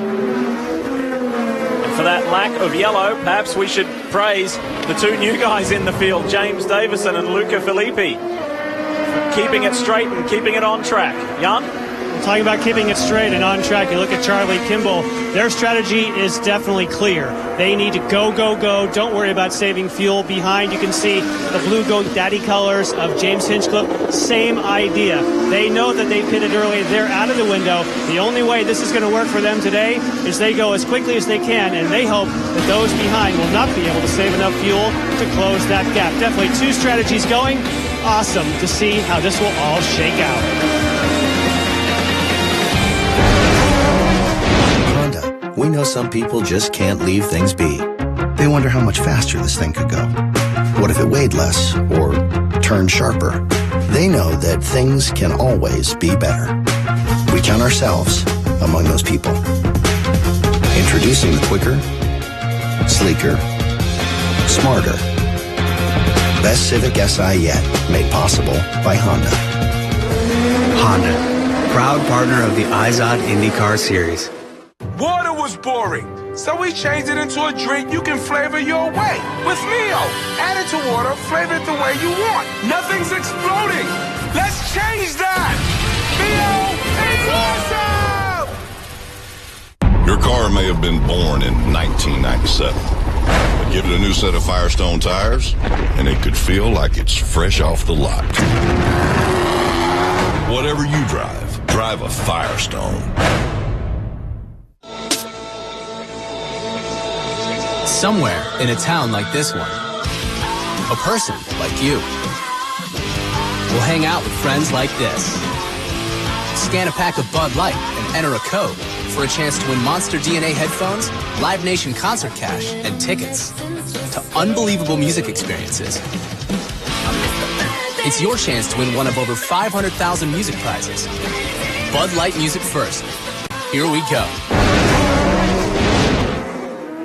There is a traffic jam at Mid-Ohio in the top 10, and it's being led by this man here, Ryan Hunter-Reay, who's in 4th place overall after just performing his first pit stop for this race on lap 30 at exactly 3rd race distance of this 90-lap event. Power is behind him. Dixon is 6th, Franchitti 7th, Wilson, Andretti and Castro Neves in the top 10. This is the race leader, Charlie Kimball, the 28-year-old from California who stood on the podium in Pocono as part of that Ganassi 1-2-3, but this is how his weekend started. Boom, like that. And that was a frightening incident before qualifying. He was able to come back in his backup car and do a tremendous job to get back out there, and this was James Hinchcliffe. Yeah, both guys pushing really, really hard. Track was a little bit wet through the weekend on the grass, so if you get off, you have absolutely no forgiveness. Now, Kimball bounces back, leading now. We've been watching him closely. Ryan made a great point. Charlie's clicking off laps. 106s, 106.7, 106.8, 106.9. Ryan Hunter-Reay, who's on a two-step strategy, is in the high 108s. If Charlie can build a big enough gap, look at this. Power and Dixon, and Franchini's got a first row seat to look at that. So Dixon may be growing impatient. Just going to say, if Charlie Kimball could build the gap to somewhere around 24, 25 seconds, he might stay in the lead. He could win this thing. I think it's great because nobody likes a fuel-saving race, and it looks like it might pay off just to not save fuel and keep pushing hard. James Hinchcliffe is on now stop number 2. So they're putting on sticker blocks for him. You can watch on the racetrack those that are cycling past it. Oh, there's a bit of a delay. That was a bit long. That was around the 10-second range. That's not going to help Hinchcliffe. And here they come. Through goes Power, Dixon, Franchitti, Wilson, Andretti, and Elio Castro Neves has tagged onto the back of this group. Where does Hinchcliffe pop back out? Behind James Jakes and in behind EJ Vizo and ahead of Tony Kanaan. So you're looking in the order. That's in 14th place, 15th place. Oh, that looked like awful timing for a pit stop because now he's at the back of all these cars and he's going to have a lot of traffic. It's going to be hard to put in fast lap times behind all those guys. Second stop for Tristan Vautier, having a solid run today in the Angie's List car. And this is going to be another set of the primary tires this time. No, I'm sorry, those are the red tires, the softer compound. And Vautier is back out with a pretty good stop. Learning all the time about the Mid-Ohio sports car course, and as Kevin mentioned earlier, a very scary incident this morning when his car caught on fire in race day warm-up. He hits the track for Angie's List for Schmidt-Peterson Motorsports, and we'll see that sponsor on that car for another 4 events this year, which is great news. Race leader Charlie Kimball in the Novo Nordisk car for Chip Ganassi Racing has an 8.4 second lead. He is on a different strategy to the likes of Hunter-Reay, Power, Dixon, Franchitti, etc. And here they are. What happened to allow Dixon to get as close to Power as he did up over the hill at turn 5 there? Or if Will had a little hiccup coming out of 4, because they've been maintaining that distance quite consistently. Castro Neves on Andretti. The championship leader clears the RC Cola car. Heck of a move from Elio Castro Neves. He is on the charge. He knows he has to push to maintain his championship lead this race, and Marco sneaking back up under him in the brake zone. Now, Elio was one of those earlier pitters as well. He came in on lap 15. It's going to be hard for Power, Dixon, Franchitti to maintain this patience of saving fuel. It's going to be hard because they've got all these cars behind them that are going to be pushing, and that's going to be a tough, long race for them if they stick to this plan. Super frustrating for the guys behind that are quicker, knowing, man, I'm faster, but I just got to figure out a way to get by. Let's talk more about Castro Neves, Marty. Well, he's starting to make up some positions now, Lee. They will pit in about 4 laps. All these guys who are on the 3-stop strategy pitting in this window, they have struggled all weekend long with the braking on the car for Elio Castro Neves. So they went back to the car and the setup they had on the Wednesday test here at Mid-Ohio. Elio told me it will only be a time top 6 cars, he looks to make the move around Justin Wilson. He said, but if we can finish top 6 today, that'll feel like a win to me. And remember, you were talking about the championship lead, desperately trying to hold on to that championship lead. And Marty, one of his peers, who will remain nameless, told me earlier in the weekend, the interesting thing about Castro Neves this year is he'll take a 4th, or he'll take a 3rd, or he'll take a 5th, just to keep banking those points. And that's why he is the only driver in this field, as he lights them up down the hill out of turn 5, to finish 100% of the laps. How key is that? Well, and the only man to do it this year. So it's proving to be key. He's leading the championship. He's the only car to have completed every single lap this year. So kudos to him. Definitely surprising after what we've seen the last couple of years. You know, Lee, you and I had a chance to sit down with Elio the other night, had a great conversation, just asking about the championship mentality. And I think the one takeaway for me, this guy, after 14 years in IndyCar, has lost none of the youthful enthusiasm and the drive to win. Here's Kanaan. Here's his dear friend and the Indy 500 champion, Tony Kanaan. TK making his way to pit road, Lee, from the 14th starting position. This is the same strategy they used at Mid-Ohio last year, where he started 16th. He finished 5th in that race. As you see, the red tires going on, waiting on the fuel for Tony Kanaan, and he leaves pit road for his second stop of the day, Jan. And Takuma Sato is on a very similar strategy. Of course, they've been struggling all weekend to try to get the speed for Takuma Sato. They've had gearbox issues. They have, of course, he went off and crashed the car. They're trying to get everything they can. There's another big wing change. And even now you can hear, wow, that does not sound healthy. Part of that's a rev limiter, but again, a long stop for Sato. Okay, just 4 more laps. Looked like Sato there dropped the clutch while the car was still in the air, had the wheels spinning. You're doing a great job. Just 4 more laps. That is the call to Charlie Kimball, who now boasts a 12.5-second lead over Simon Pagenaud.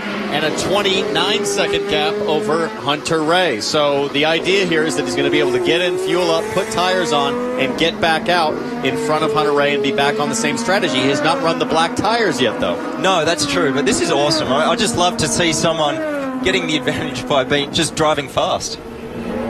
EJ Viso also getting his service. Looked like a little bit of a delay there momentarily on the right rear. Now there's a problem on the left rear. Not what you want. You need your pit stops to be quick today. It's so interesting to have all these different cycles. I will tell you, for Charlie Kimball, his strategy is looking fantastic. You see Oriol Servia leaving the pits as well after his service. And guys, if Charlie Kimball, what he wants, he does not want yellow. That's the last thing he wants. If it stays green, it's playing into his hands. It'll be awesome. He may be into the pits in a few laps here, and he may, as you've been talking about, be able to maintain the lead. He very much exists in the shadow of his bigger, more famous, more successful teammates, Dario Franchitti and Scott Dixon. But Charlie Kimball has had a terrific season in that Novo Nordisk car for Chip Ganassi Racing. He has never won an IZOD IndyCar Series race. He's been on the podium a couple of times. This could be his day. We'll see. Here's Marco. Marco Andretti making stop number 2. They talked about going down on the front wing, but Marco said no, it'll take too much time. So they went a little bit down on the air pressure. He really wanted to get off those reds that time. About 5 laps ago, they said you have to hang on to it. Another set of scuff reds. He's got stickers still to come. We've been talking about how fast Charlie Kimball's been, but this could really, really hurt his strategy. He is behind Viso, and he goes into the pits. Smart move. Kimball in. So here we go. Hey, watch your pit speed. Keep coming. Keep on coming. Got a clear pit in. 3, 2. Talking him all the way through. Of course, the radio is delayed just slightly. They want it to be ultra clean. If there's no mistakes here, he has a good shot, and that was wonderful. 8.5 seconds, and if the pit delta is what we think it is, he should be able to maintain the lead. Look in the background of that shot. Look in the background of that shot. Where will the train be coming from? Charlie Kimball, as he cycles back out. So Pagenaud has flashed by. There's Simon, and he is also another one on a different strategy to the likes of Hunter Ray, Power, and Dixon. Yeah, sorry, we should say the virtual lead. Of course, because Pagenaud didn't pit, he's going to overtake the lead at the moment. Justin Wilson getting his service as well. Boy Scouts of America, again, trying to just stay solid. Wow, all over the rev limit, Marty. Jan, your championship leader on pit road. Love the car, much better on that run. No changes. Look at that track race off pit road as he beats Justin Wilson and the others off pit road. Sebastian Bourdais was trying to force his way through, and here's Andretti up to speed. Marco and Elio have been fighting hard. Now, Marco's tucked in behind Justin Wilson there, but for how much longer? Andretti on the inside of Justin Wilson, and good driving from the Brit there, who moved aside and gave Andretti room. Big move. That was aggressive from Marco, but luckily Justin, watching his mirrors, giving him room there. Watch and Marco here. Let's see what happens here now. Elio knows I'm allowed to go to the inside. Ooh. Puff of smoke on Elio. Is there drama to Castro Neves' car? I think most certainly there is. He looked awfully slow down the back straightaway. Has he got a mechanical issue? That will be huge if he does. This could be a championship turning point right here if there is a mechanical issue with that Penske Chevrolet. Don't forget last year who was the victim of mechanical issues, Ryan Hunter-Reay, having a strong race and also having issues. Let's see what happens. Right now it seems to be back on pace. And guys, no word from Helio Castroneves on the radio, anything about the engine at all. It appears as though he's back up to speed, guys. Yeah, maybe it was just a rear tyre lockup on cold tyres or something, but it definitely looked strange. Clear by 4. Good work. This will work on it. Definitely a puff of smoke there, wasn't there? Dixon and Power, they maintain their battle. The Penske and Ganassi drivers hard at it, and these guys have been following each other all race long. Hunter-Reay, Power, Dixon and Franchitti, that group 3rd, 4th, 5th and 6th. Simona Di Silvestro's hanging in there as well. All the while, Simon Pagenaud leads this race to the tune of 18.5 seconds, but we'll see the Frenchman hit soon. We'll be back.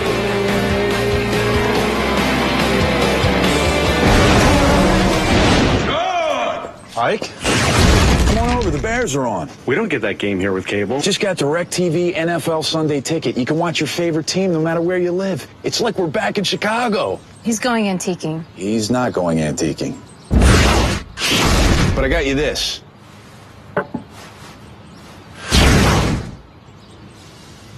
Become the world's most powerful fan. Get NFL Sunday Ticket at no extra charge. Call 1-800-DirecTV.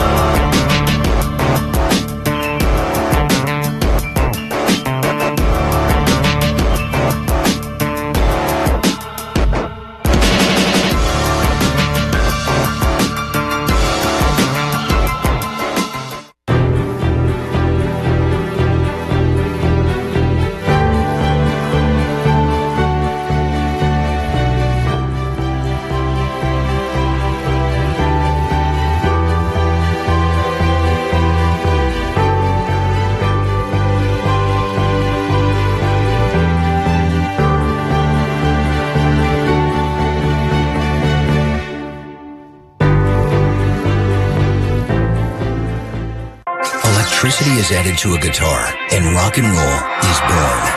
A one-piece swimsuit is cut in two, and beaches are never the same. Conviction, creativity, courage. This is the Mazda way. The Mazda 6 with Skyactiv technology delivers best-in-class highway MPG and uncompromised performance. This is the modern sports sedan, the Mazda 6. What do you drive? Prolific goal scorer Jack McInerney leads the rising Philadelphia Union against DC United.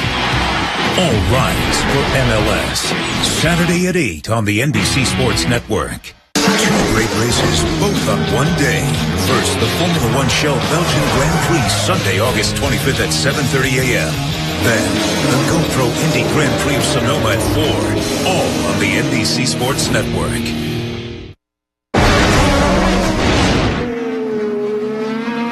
Exciting news. For the first time ever, you can watch every match every week on TV and online when NBC Sports and the NBC Sports Network become the new home for the Barclays English Premier League. That happens August 17th. We're looking forward to that.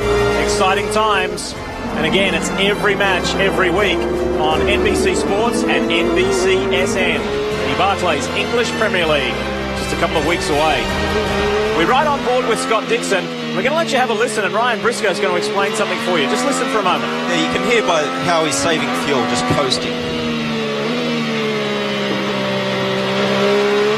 Just very light on the throttle, trying not to brake at all, and just hear that rolling into the corners. I mean, that's And he's got to be so frustrated right now because he knows that he could be driving so much faster. And he's got a tough way to go racing. It's all about making that fuel number. I can't imagine how frustrating that must be for drivers like you and T-Bell, Ryan. But on the radio a moment ago, Scott Dixon came on and he said, are you guys sure about this strategy? It's just so slow out here. And I think his teammate Dario Franchitti finally gave up on that strategy. He pitted a lap or so ago, came in and took 4 brand new tires. Sebastian Saavedra also pitting in the sequence as well. Well, Marty, the guy that's working the gap really hard, Simon Pagenaud, is now almost 21 seconds ahead of Kimball. So it's yet to be seen whether the strategy is going to work out for Hunter-Reay, Power, etc. Pagenaud in now. And Townsend, that is... Open out, watch your speed again, just like last time. That's Rob Edwards on the radio. Now, this is going to be key from a standpoint, as he is probably going to come out of the pits very, very close to Charlie Kimball. But the main person he's trying to beat is Ryan Hunter-Reay, who is on the alternate strategy. Here comes Charlie Kimball. Looks like Kimball's going to get by, but the person he needs to be sure he's ahead of is Ryan Hunter-Reay. So these two are on the same strategy. We expected that we would see Kimball go to the lead virtually. Now he's done it, but a great job by Pagenaud. Yeah, and they're well ahead of Ryan Hunter-Reay. So nice work there from the HP team, from Schmidt Hamilton Motorsports. The new winner in the IndyCar Series, Simon Pagenaud, this year. He had more podiums at this stage in 2012 on way to winning the Sunoco Rookie of the Year, but now he has a victory. This is our race leader, Charlie Kimball. Here's Graham Rahal. And Graham has not been happy with the handling of the car so far, but Bobby Rahal has said your lap times are actually pretty much up to speed with everyone's. It is hang on. He's told him you're going to have to buckle down and go after it at this point. Stop number 2. Rahal is back out. Keep working on this. We'll go to red on the next set.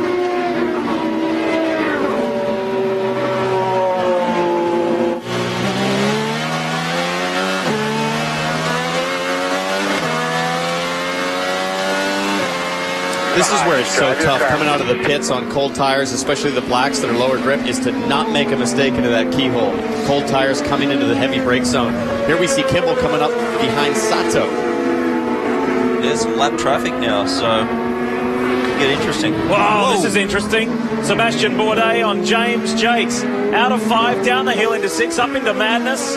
The undulating nature of this Mid-Ohio sports car course, and then they drop back down the hill into Thunder Valley. And here is Scott Dixon. Here we're going to concentrate and Diff clearly giving up on that 2-stop strategy is Scott Dixon, like his teammate Dario Franchitti, pitting with Scuff's red tires. He said the car is pretty good. I just need some track position. I need to be able to get up and run with these guys. The strategy was a little bit too slow for Dixon, so they make the stop. We'll see how this plays out for this young man as well. And look what happened. He just got swept up by his teammate Dario Franchitti, who stopped earlier. So both the Ganassi guys growing tired of this conservative, fuel-safe drive. And now they can go for it. Yeah, this is interesting, and they're just biting the bullet because they know they've lost the race by committing to that strategy early, and now they're just trying to make the most of it. So let's see how this plays out in the long run. We are now into the second half of this 90-lap race, and both Ganassi cars will need to stop one more time. All 3 Ganassi cars will need to stop one more time. Dixon dropping an inside wheel off there. That was a little ragged from the 4-time winner here at Mid-Ohio. You know, when you're in a hole like that as a driver, you're looking for every possible millimeter of an advantage to claw back to the front of this field. And it is a tightrope walk, especially coming out of the pits on full fuel and cold tires. Big picture-wise, though, as far as the championship is concerned, and importantly today, Scott Dixon has been ahead of Elio Castro Neves, the championship leader, every step of the way. Here is young James Davison, his first ever IndyCar drive in the Sonny's machine for Dale Coyne Racing.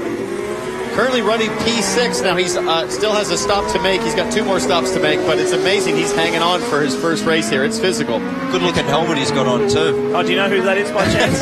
I actually lent him my helmet this weekend because he showed up and didn't have the carbon fiber spec helmet that you need to have to race in IndyCar. So he's wearing my helmet there this weekend. And he's made up the most positions in this race, Kevin. and it's a real dilemma for someone in his situation right now. He says, I got to go in confident. I have to be smart, though, but I also have to get noticed. I got to do something of this. James Davison had a flawless pit stop. Remember, this was his first pit stop last time around in IndyCar. He's making stop number 2. It does help that it's an easy in for him, but he has to go up that hill, so there's always a little bit of fear of stalling the car. It's harder to launch and keep the revs up going up that hill. Another good stop for James Davison. A little bit slow, but at this point, they're ready to just be conservative and keep it going. And the one thing that he's done that's impressive, Townsend, is he hasn't done anything wrong. He has not made a mistake, driver may do. Especially going green this entire time. We know he's already kind of hanging on to the wheel just by virtue of not being in driving shape. But I'm blown away. Very impressive run for Davison. Back now to our leader, Charlie Kimball. Now these guys, he has one more stop, we think. He's on the same strategy as the leaders now. Everybody's got to make another stop. For a guy that walloped the wall, this is such an awesome comeback. He's been knocking on the door all year long, and I think it'd be just huge for him to get this win. A long way to go yet, but he's been driving strong, fast, and confidently all year long. As Oriol Serbia makes the move on James Davison, let's find out more about Will Power with Marty. Well, some good racing there, Lee. Certainly no doubt about it. But Will Power right now in the 4th position, and they're debating on their radio. Should they bail on the strategy? Also, they know that Scott Dixon has bailed on his strategy. Will frustrated as well. You see him riding behind Ryan Hunter-Reay. Clearly, if it goes green, guys, they aren't going to win the race. And as he told us in the pre-race show, we've got to do everything we can to win races. He told you that earlier this week as well, Diff. So I think they're in the position, do we give up on the strategy now of trying to make it on 2 stops and run as hard as we can, or do we stay out and try and make it on 2 stops? At this stage last year, he had 3 race wins. He's frustrated is an understatement. He desperately wants to be back on the top step of the podium, and he doesn't really enjoy being in a position where he has to support his teammate to win the championship. But he's a loyal employee of Penske Racing, has been there for 3.5 years, and we'll see what he can do. I'm just thrilled that it could be Charlie Kimball's day. This guy who has worked tirelessly is enjoying life at the front.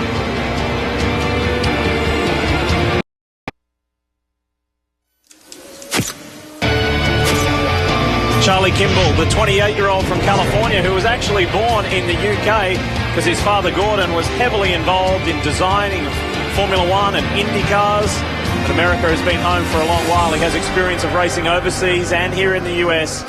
However, if he could win the Honda Indy 200 here at Mid-Ohio, it would be quite the story for the first ever licensed IndyCar driver to compete with diabetes. He was diagnosed with type 1 diabetes at the age of 22, completely by surprise. He was a healthy, fit young man. He went to for a regular doctor's checkup. It was diagnosed, and he did not let that deter him to reach his goals of racing and perhaps winning in IndyCar. And, of course, this has come down mostly to strategy and some great driving by Charlie Kimball. You've made the strategy, Tom Wirtz, on the radio, making that call. It looks like it was the right call. You went the opposite direction of the other 2 team cars. Right. I mean, overall, when you have 3 team cars, you can do that. And we knew it was going to be, it's a strategy race. So we wanted to make sure we kind of do something different, mix it up. So... it's just one of those things. What a shout out to you and to Charlie, driving a car that was a backup car and it performed miraculously. That's not an easy job for you guys. No, it isn't, but I'll tell you, the guys did a great job. The car's running great. Charlie's doing an excellent job, and, we're just trying to, get a top 3 finish here. Well, I think they might get more than that. Again, Tom Wirtz and company are hoping right now no yellow. With no yellow, they're looking good. Yeah, his engineer, Brad Goldberg, and he have a very strong relationship. They work extremely well, and that team has had to work overtime after this horrendous crash earlier in the weekend. Just watch this. Watch how violent it is. Yeah, big one. And I think he just got caught out by a drying track. It had rained overnight, and that was practice session, and... I think he said he just hit a patch of water under the bridge there into turn 1, and it just caught him by surprise. And let's not forget that last year, Charlie Kimball didn't even race here. Yeah, he broke his wrist, like you, in testing at Mid-Ohio, and had to sit and stand by and watch Giorgio Pantano drive this orange and blue Novo Nordisk car. Redemption. So 34 laps to go here at Mid-Ohio, and at the moment it's all Charlie Kimball. It's been a spirited run too from Simon Pagenaud. Will his strategy work for him? And the Schmidt-Hamilton team, the HP car, running in second. Hunter Ray is third. Power and Hinchcliffe, your top 5. Here's Marco Andretti, who runs 6th. Let's get an update on him.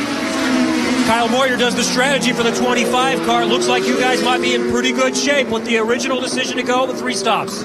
Yeah, I think it is. I mean, it's just that first stint hurt us a bit with speed and everything. Now we need to be where we're at, so we'll see what happens. I mean, Charlie's up there doing a hell of a job, you know, up front running those times, but, you know, you never know. I said the 2 stoppers have abandoned. Ryan and Will have abandoned now, so now everybody's on a 3. That's Kyle Moyer. He's calling strategy for Marco Andretti. Still going to be a player in this race. And the one thing you may notice about watching the IZOD IndyCar Series, there is good camaraderie in this paddock. Somebody from a rival team, a strategist like Kyle Moyer, says that a Ganassi driver, Charlie Kimball, is doing a heck of a job.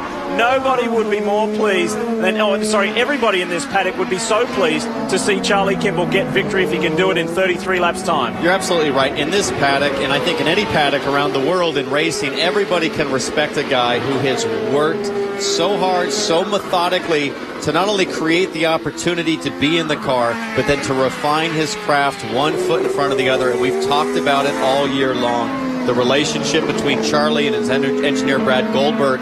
These guys just remain focused and don't get too ahead of themselves, and this could be the celebration today. This is a very talented Frenchman, Simon Pagenaud, last year's Sunoco Rookie of the Year.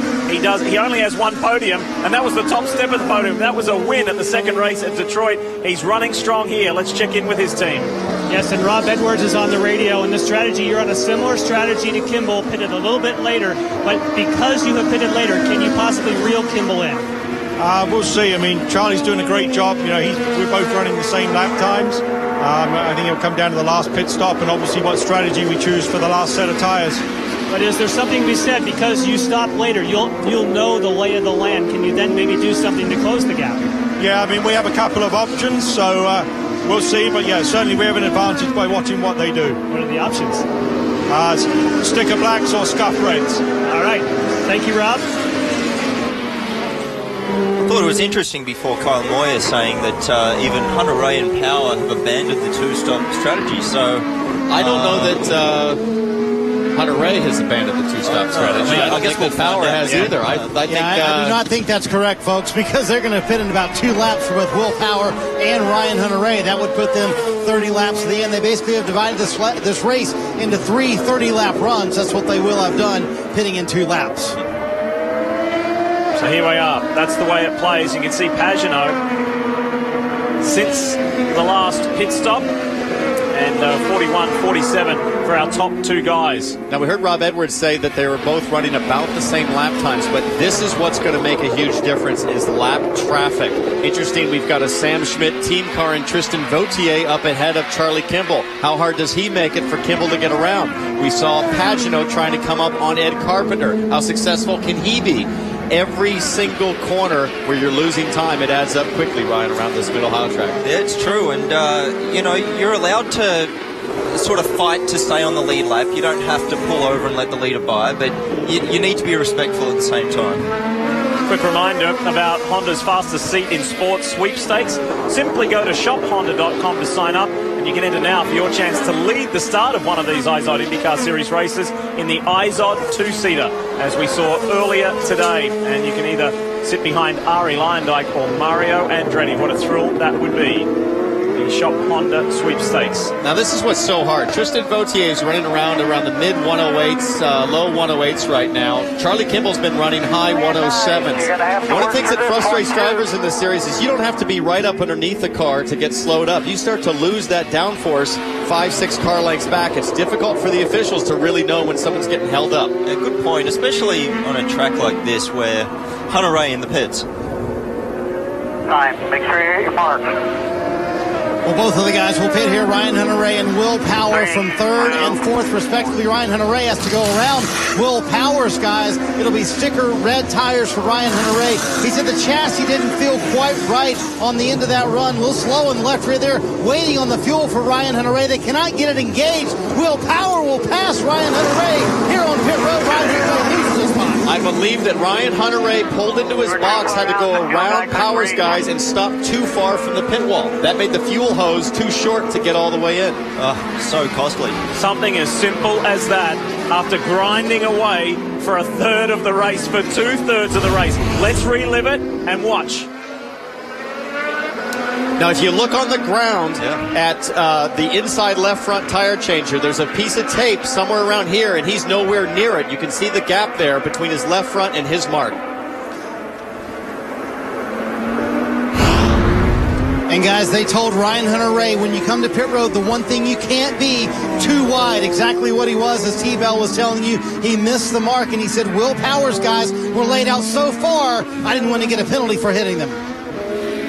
So Hunter-Reay now, the fight begins to try and play catch-up. Advantage Will Power, but it's advantage Charlie Kimball who leads the way.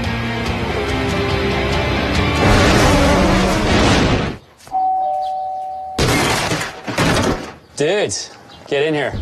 Just got DirecTV, NFL Sunday Ticket. Wow, nice. Yeah, I switched from cable. Now I get every single game every Sunday. Oh, every game?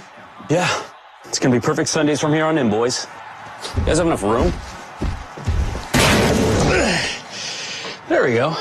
That's better. Become the world's most powerful fan. Get NFL Sunday Ticket at no extra charge. Call 1-800-DIRECTV. Inside yours. Keep turning around here. Keep pushing here, bud. That's turn 4, spotter. Turn 4's clear. Streaming 4-in-1 Mosaic. Inside. One push to fast left. Be smart here. Live pit crew chatter. Riding shotgun from green flag to checkered. That's powerful. Download IndyCar 13 now, only from Verizon. Water was boring, so we changed it into a drink you can flavor your way. With Mio, add it to water, flavor it the way you want. Nothing's exploding. Let's change that. Mio is awesome! At Honda, we know you. We know how you like to move at your own pace. And how you don't always see everything coming. Introducing a car that starts with you. The more powerful, more responsive, all-new Accord from Honda. Honda, proud partner of the IZOD IndyCar Series. Your car may have been born in 1997, but give it a new set of Firestone tires, and it could feel like it's fresh off the lot. Whatever you drive a Firestone. Quick reminder that this Saturday, NBC brings you the fastest races in motocross when they face off in the home of horsepower. It's the Built Ford Tough Unadilla National. Coverage begins Saturday at 3 Eastern on NBC. The cycle continues on pit stops, and again, we have seen that James Hinchcliffe was the very first of the day, so therefore he'll be the first for the third stop. And shortly, we'll see some of the players. Charlie Kimball is expected to be on pit road shortly, and that's going to be a stop to watch. Hinchcliffe cycles back out in front. Can he keep it going to stay ahead of Hunter-Reay? No, Hunter-Reay sweeps around the outside. His Andretti Autosport teammate. All right, let's take you back and show you something before the break that has really hurt Ryan Hunter-Reay big time. Let's take you back. We're going to show you the slow-mo. Townsend, talk us through. Yeah, I just think that Hunter-Reay got too wide when he finally came to a stop. If we can roll the camera a little bit farther forward, what happens here is that where Hunter-Reay's left side wants to be about on that line, you can see the distance that he is from, in just a second here, we'll keep it rolling. You'll see the distance that he actually sits from his mark once the left front tire changer comes away.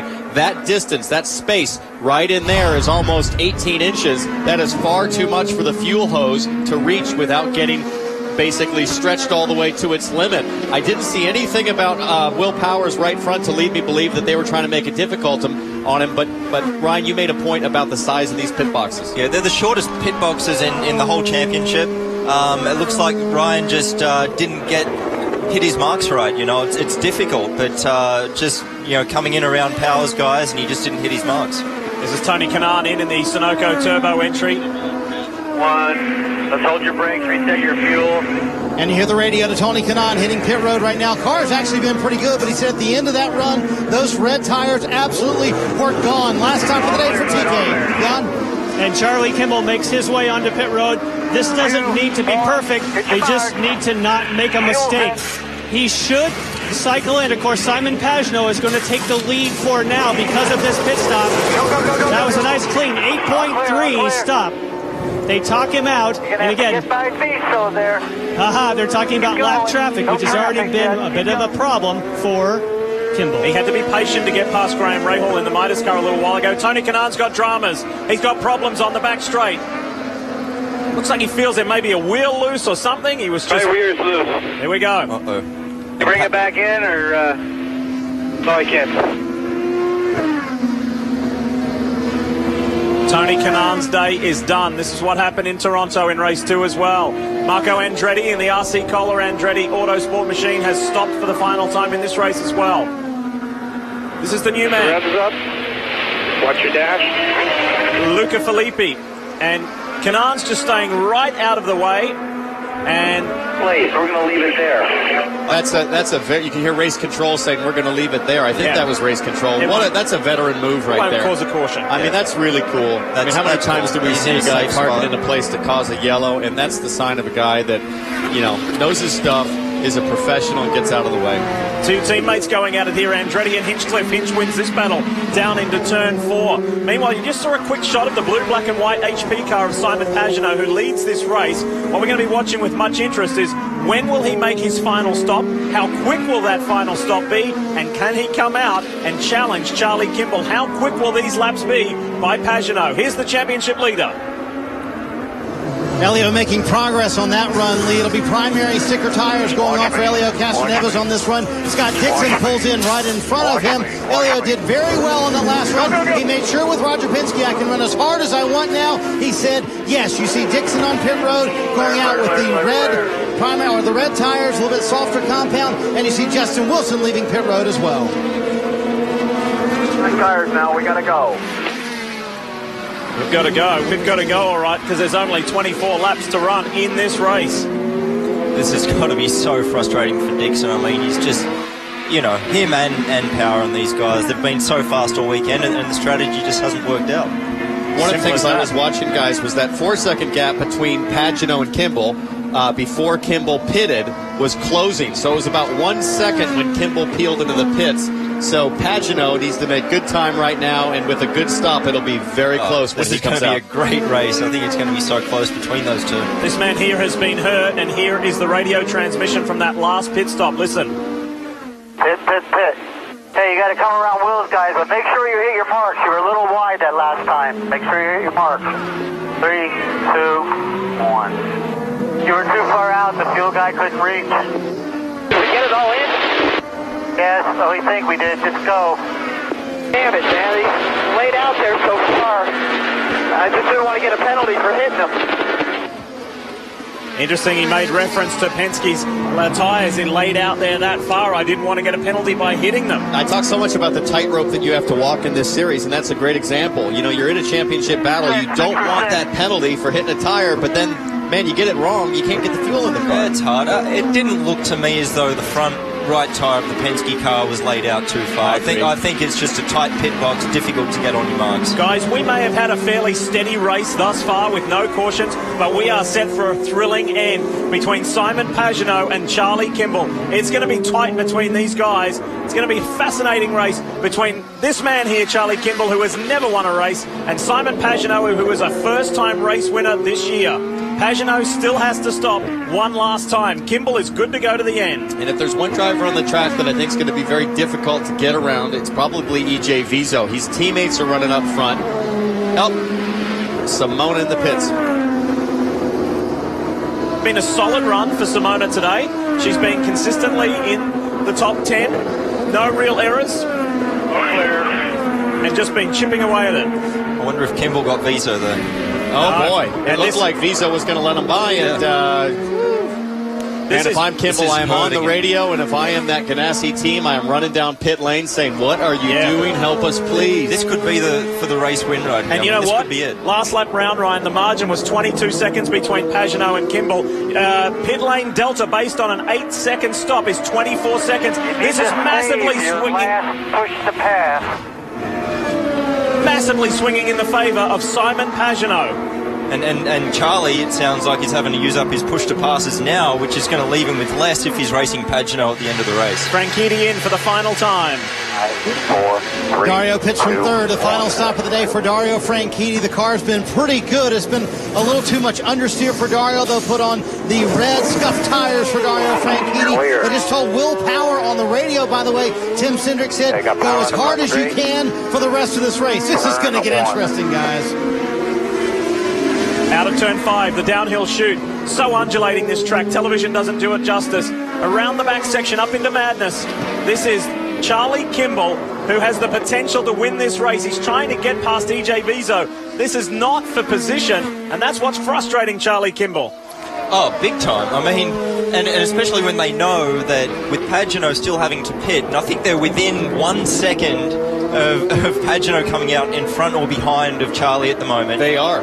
Being held up by a lap car, it is the most frustrating thing in the world, and Charlie only has one push to pass left. And Charlie has lost about 0.7 of a second per lap behind Vizo, so he has got to get by. So say, for instance, Simon Pagano and the Schmidt-Hamilton team do not get him in and out quick enough to beat Charlie Kimball out. It doesn't matter if he comes out behind him within a second. Simon Pagano still has 5 push-to-passes left in this race. Yeah, and race control should be trying to pull over Vizo here. This is just this is awful.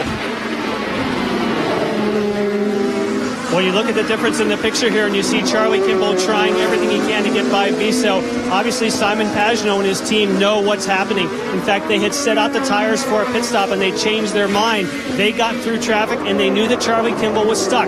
So they stayed out, they had him stand on it. Next lap, we should see Simon Pagano on pit lane. They know they have a chance to take the lead. Oh, look at this angry little bunch here. Castro Neves, Hinchcliffe, Andretti, Dixon. They're growing impatient. Here's Pagano's crew laying out for the final stop for Simon. Look at Marco Andretti to the outside of his teammate. It is Hinch and Marco side by side, close quarters. Whoa. It looked like Hinch had to get up on the apex curb to avoid contact. And look at Dixon to the outside. He's got Dixon on the inside of James Hinchcliffe. Does he get the position? They go wheel to wheel, the 3-time winners this season. Whoa. There's 6 race wins between these two guys. What a pass by Scott Dixon going to the outside of turn 5. Not a pass we normally see stick very often. Yeah, and finally Hinchcliffe just had to give it up, but that was some good racing there. Every position counts because Dixon needs to finish ahead of Castro Neves to reduce that points margin. He's 29 behind in the chase, and look at this, points as they run now. Elio's lead would grow, despite not being on the podium, would grow to 33 points with 5 races left when this one's done. Now Simon Pagano's guys laid out as we saw. Our stats expert, Jan Beekus, told us 24 seconds is the bogey time, and that is the gap. 4, 3, 2, 1. So that is the gap that he is shooting for. So they need a no. Oh, that need to be a bit faster on that right rear, but they get that done. Wow, nice stuff. 7.6 seconds. The delta should be just about right. Look for Charlie Kimball coming. They should, he smoked him out of pit lane. This is it for the lead of the race. Simon Pagano up the hill. It's the drag race to the keyhole in turn 2. Vizo, Kimball runs by. He knows that the pressure's on right now as they go up to turn 2. Now Simon Vizo gets in front of Pagano. Pagano has full tires here. Charlie on hot tires. This is the exit Pagano needs to hold on. This is for the win of the race with 18 laps to go. These two guys have been working hard. And Kimball's on the button. He's used his last push to pass. He thinks this is my only chance. Let's see what happens. Inside move down into 4. Kimball gets in. Outside. Clear. Nice work from Charlie Kimball. However, Simon Pagano still has push to passes up his sleeve, and Vizo still remains in front of Charlie Kimball, annoying him. Simon might have 3 buttons left, but you've got to be close to take advantage of it. That was an awesome pass by Charlie Kimball. That could be the move of the race. That shows how determined he is to win his first IZOD IndyCar Series race. Yeah, and now we'll see. You know, Pagano, he's still getting up to speed with these cold tyres, but his tyres are going to be a little bit newer, so he's going to have to lay down some fast laps now and try to take advantage of these push-to-passes he has. Have a look at this. Watch for the orange car. 3rd in shot. This is the pass for position, for the lead, and maybe the win. Yeah, and it looked like Pagano at the last second was thinking about making a block, but you're not allowed to make a reactive move, and it's kind of surprised he didn't defend earlier on down the straight. Nice work from Charlie Kimball. If this is going to be his day, what a day. He has earned it. Kimball leads with 17 to go.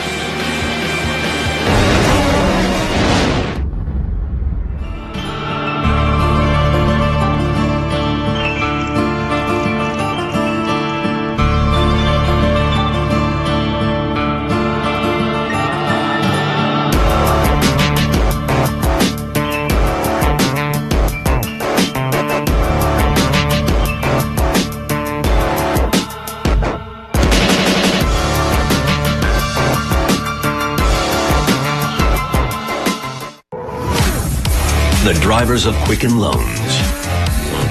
Elio Castroneves, Ryan Newman, Will Power, and Tony Stewart.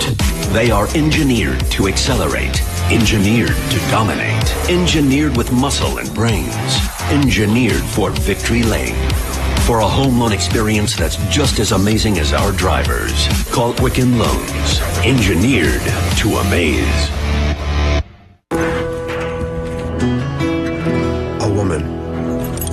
A woman and her truck. A woman, her truck, and a 1,200-pound passenger. And two bodies with one mind. And a ribbon that goes on her wall, not in her hair. The all-new Chevy Silverado with the best available towing and a full-size pickup. Strong for all the roads ahead. Give me your street circuits, your ovals. Give me your road courses and your cathedrals of speed. Give me drivers who live to put it all on the line and cars unlike any other. Because this is America, and here we race IndyCar. In 2 weeks on the NBC Sports Network.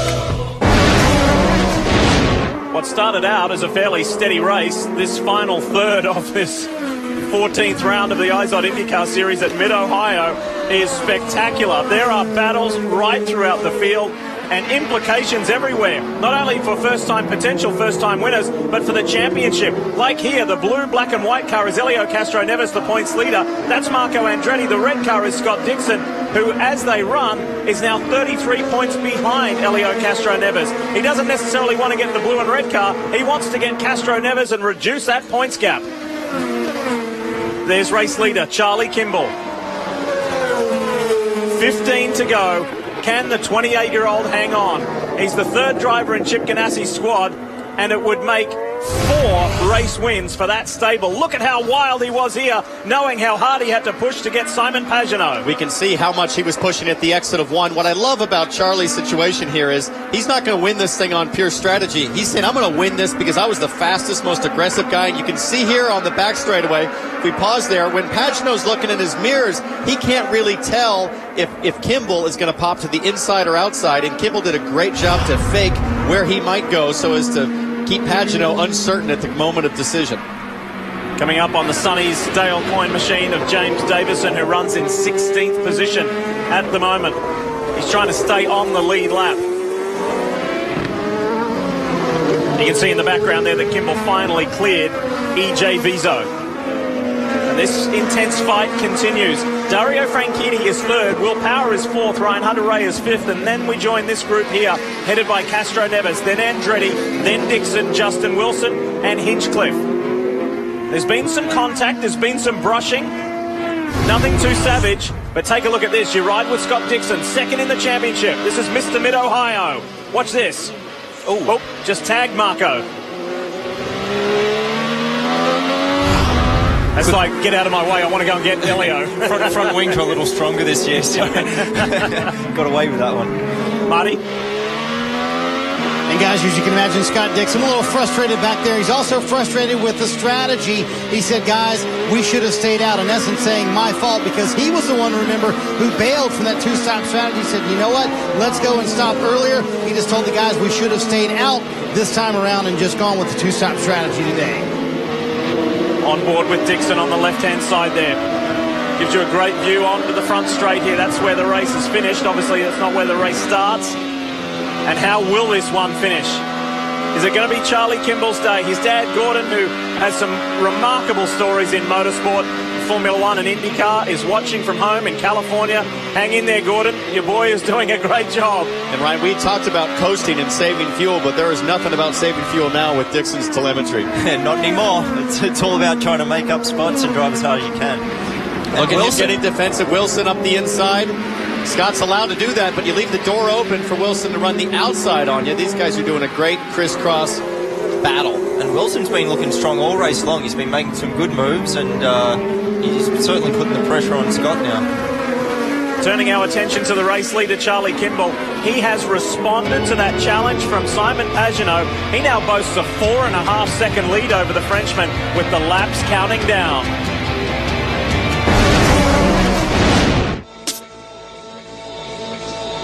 Somewhere in a town like this one, a person like you will hang out with friends like this. Scan a pack of Bud Light and enter a code for a chance to win Monster DNA headphones, Live Nation concert cash, and tickets to unbelievable music experiences. It's your chance to win one of over 500,000 music prizes. Bud Light Music First. Here we go.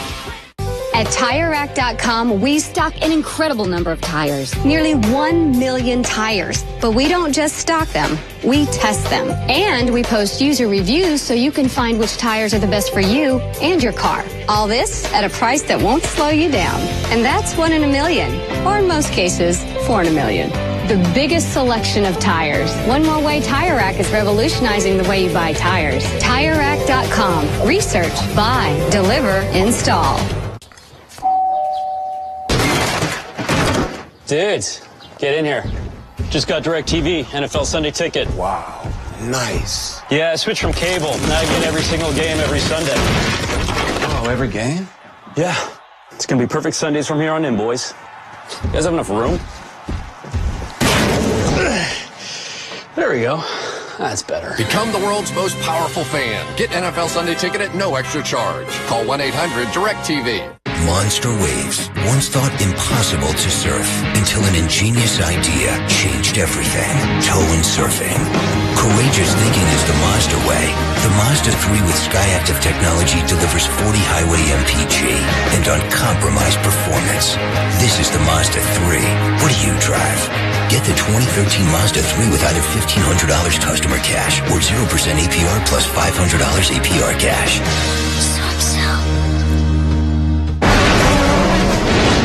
Approaching the final 10 laps of the Honda Indy 200 here live on NBCSN, your home of open wheel racing. What a day. Started out pretty steady. I was looking at Townsend Bell and Ryan Briscoe here in the booth, and they're like, well, when's something going to happen? Well, this last final third of the race has been fantastic. And Charlie Kimball has a 4.6-second lead. It's the 5th time this year that Kimball has led a race in that Novo Nordisk Chip Ganassi racing car. And he is well in control inside the final 10 laps. Here he is. He started the racing year with the best possible way by winning the Rolex 24 at Daytona with Juan Pablo Montoya, Memo Rojas, and Scott Pruitt. He's got that Rolex wristwatch, and now he's within 10 laps of having his first ever career IndyCar Series win. There's his girlfriend, Kathleen. She'll be feeling a little nervy. She knows what a roller coaster ride at motorsport is, the emotions.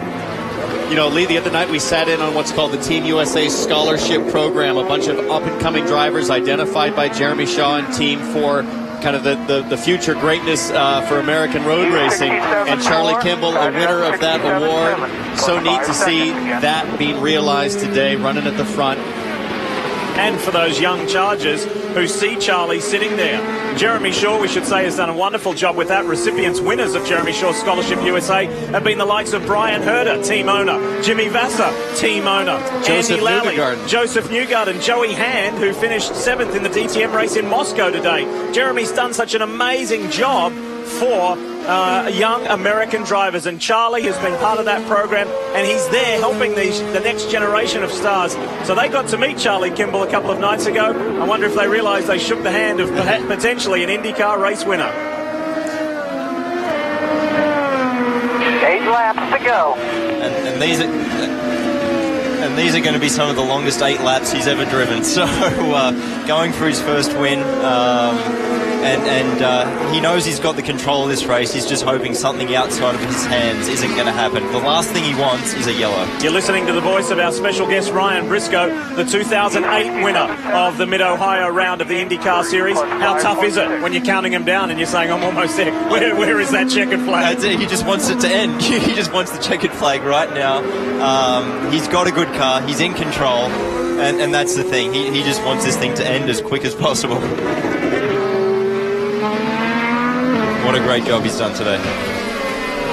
went on a different strategy to everybody else. Decided not to play the fuel game and worked his way into position. It was very clever stuff, wasn't it, from the team, Jan? It was very clever because when you have a three-car team, you heard Tom Wirtz talk about it, they decided they didn't want everyone on the same strategy. So they pitted Charlie Kimball early, and the radio communication was, for this strategy to work, you have to stand on it. And he did that. He delivered. The only way it worked is if he was going full chat while everyone else was saving fuel. Now, the extra 5 laps of the race meant that many people thought you could just really save a lot of fuel, make it in 2 stops. You could, but you had to slow down. Charlie Kimball didn't slow down, and that put him with no yellows in this position. And 67.9, Pagano 67.9 plus 5.5. Got around. 5.5 is the gap between first and second, Kimball and Pagano. And as we mentioned, Charlie didn't race here last year because of injury. He has only had 1 race finish here, and that was 11th. So don't worry about the top 10 or podium. I'll just go straight to the top step of the podium. I love it, and you've seen this coming for a while now. I remember 2 years ago at the Indy 500 following Charlie on the final stint of the race and just being thoroughly impressed with how confident and composed he was for a guy without a lot of experience. And this is really just an incredible celebration of all that work. And while there's plenty of space up front, it's still pretty intense between Castro Neves, Andretti and Dixon. Championship contenders. We'll tell you about that when we come back and go to the end.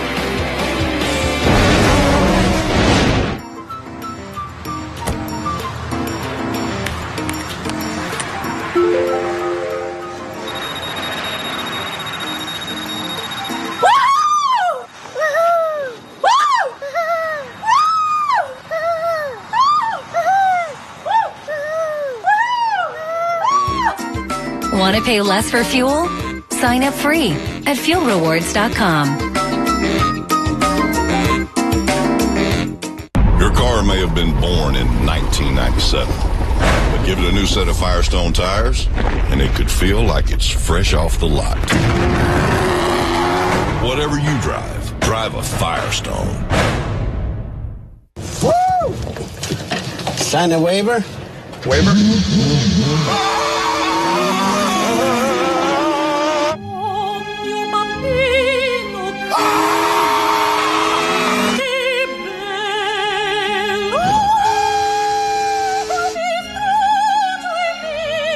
Two seats, one for you and one for racing legend Mario Andretti. The fastest seat in sports sweepstakes. Enter for a chance to start an IZOD IndyCar Series race at shophonda.com.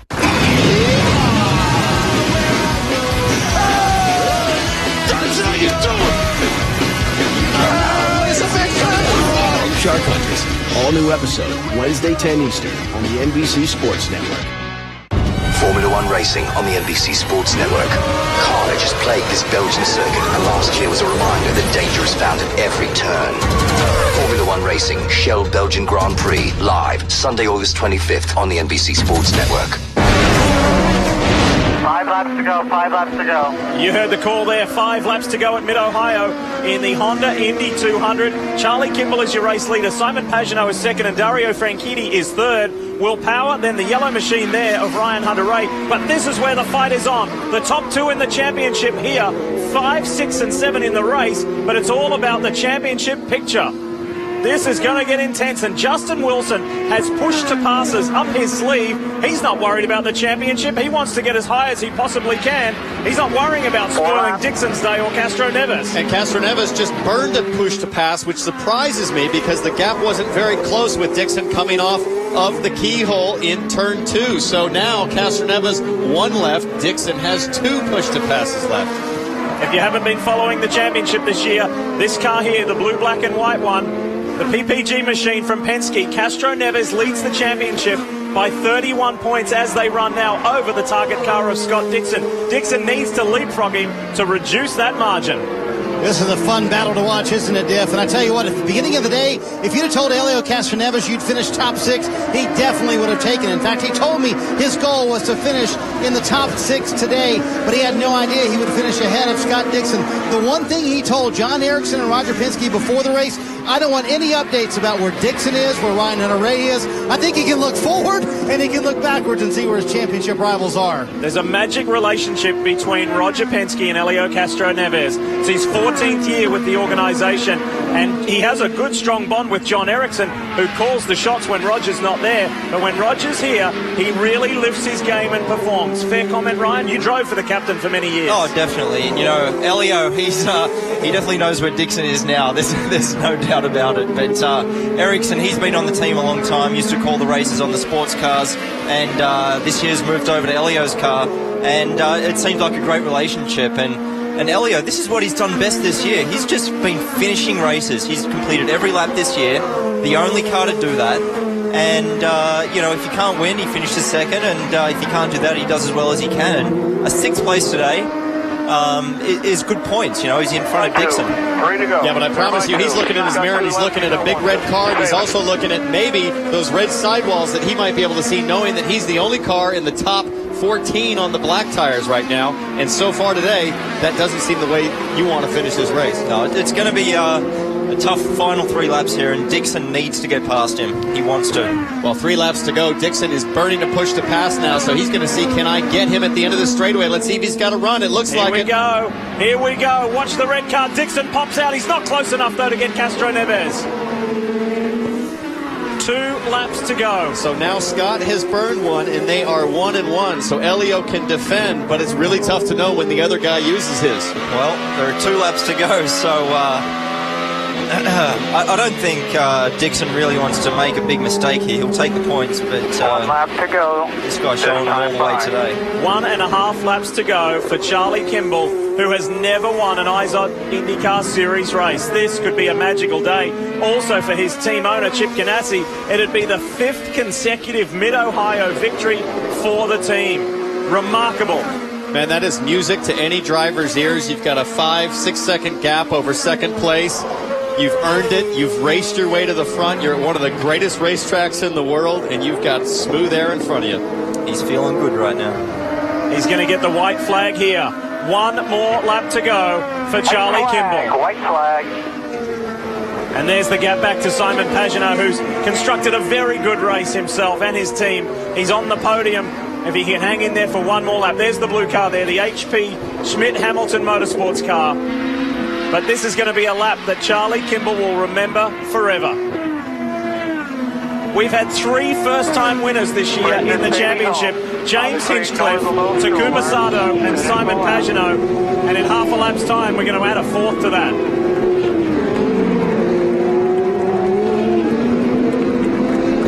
Listen to the crowd. That is awesome. There's a great turnout here at Mid-Ohio today. You can clearly tell they're loving this first-time winner. It's been a super weekend with Firestone Indy Lights, Pro Mazda, USF 2000. We've had Pirelli World Challenge. There's been no shortage of racing. There's been no shortage of fans. The weather has worked on our side, and the sun is shining on Charlie Kimball. It's his 45th career IndyCar Series start. Charlie Kimball, you're an IndyCar race winner. Kimball wins at Mid-Ohio. A family steeped in motorsport now has an IndyCar race winner in it. The strategy, boys. Woo! Awesome job. Chip Ganassi, Tom Wirtz, Brad Goldberg, they are celebrating right now for their man Charlie Kimball. In the same year he wins the Rolex 24 in Daytona, he gets his first IndyCar Series win. And the entire paddock will be delighted for him. Meanwhile, things take even a more serious stance here with Dixon and Castro Neves. These are the 2 title contenders. They are, and they both burned every push to pass left in the system, and I'm afraid for Dixon, Castro Neves is going to be right in front of him at the finish line and extend that championship lead. Elio squeaks out another couple of points on Scott Dixon to extend his championship lead. But the day belongs to Charlie Kimball. Kevin. Well, there are tears down here of joy in the 83 pit. We said before the race, Ganassis have won this 8 times, but don't forget about Charlie Kimball. Kathleen Thompson, you've been with Charlie for so long. He has waited so long to get this. Now he's broken through. What do you think this means to him? Well, I know one of his goals this year was to win the race, to win a race, and I'm just so happy and proud that it came here after he broke his hand and wasn't able to race here last year, so I'm just so happy for him. as with every young driver, any young professional, people doubt you along the way. People, I'm sure, doubted Charlie. Now he's proven something, hasn't he? Definitely. Congratulations. Enjoy. Head into victory lane. That's Charlie's girlfriend, Kathleen Thompson. Marty? Well, let's grab Chip Ganassi. And you were so excited, Chip, that you actually fell off the wall trying to get there. I was so excited. I was going to run across and throw my hat across the start-finish line. Here's your action. Oh, that was not good, Chip. That was not good. I'll take it. I don't care, man. The kid won this first race. That's huge. How big is this for your young man, and how proud are you of him right now? Really big, and I'm really proud of him. He crashed yesterday morning in practice, and the team came back, did a great job. That kid's an unbelievable kid, what he did. I see the emotion from you. What does this say about the future of Ganassi? Well, I mean, we're okay. We're okay. I think you're a little better than okay. We'll let him go celebrate. Clearly, tears coming from underneath those sunglasses. He's going to go celebrate with his young driver right now. Think about what that man's team has done in the past few weeks. They got a 1-2-3 at Pocono. Scott Dixon swept the entire weekend at Toronto, and Charlie Kimball wins at Mid-Ohio. Great job, guys. And you know how good that must feel for Charlie to get that hug from Chip. You know, that must feel so good. Those don't come easily. No, they don't. And for Chip Ganassi to say what a job this kid did. And he won by 5.5 seconds. Charlie Kimball is now an IndyCar race winner. He flies the flag for diabetes.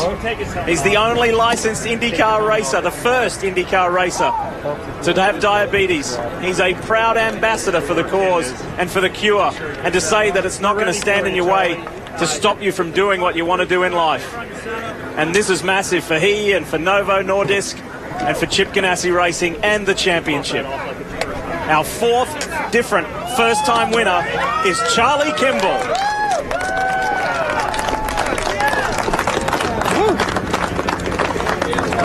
We're going to let Charlie Kimball get all these photographs. This is a photograph that he is going to remember for a long time, and the emotions, getting the high five from Chip Ganassi. Come on down here. And, you know, not only your first career win, but in a style that your team called you on the radio and said, for this to work, you have to go for it. What a way to get it done. Yeah, it was pretty fantastic. You know, I can't give enough credit to the guys at Chip Ganassi Racing, not just the Novo Nordisk crew, but the Target guys yesterday to give me a car in qualifying to start in the top 5 after I rode off the primary in turn 1 yesterday morning. So a lot of credit to the Novo Nordisk guys in pit lane. I mean, they said you got to hit this target, and all I had to do was drive the Novolog FlexPen car to that number, and she was quick. That's all I had to do. Now tell me about the team meeting. I assume that the 3 drivers, you sat around with the engineers and said, okay, what strategy do we try today? You had the 2 red cars go one way, you went the other. And here he is. Here is Scott Dixon, who made a choice to go the other direction on the strategy. Whose call was that? You know, at the end of the day, it was all of ours. Before the race, the 9 and 10 are in a different position in the championship. They're a little further up, and we had to do everything we could to help Scott up front. And on our side, we split strategies to hedge our bets as a team. That way, you know, maybe we could get a win here for Chip one way or another. But 3 stops, they made the call, and all I had to do was drop the hammer.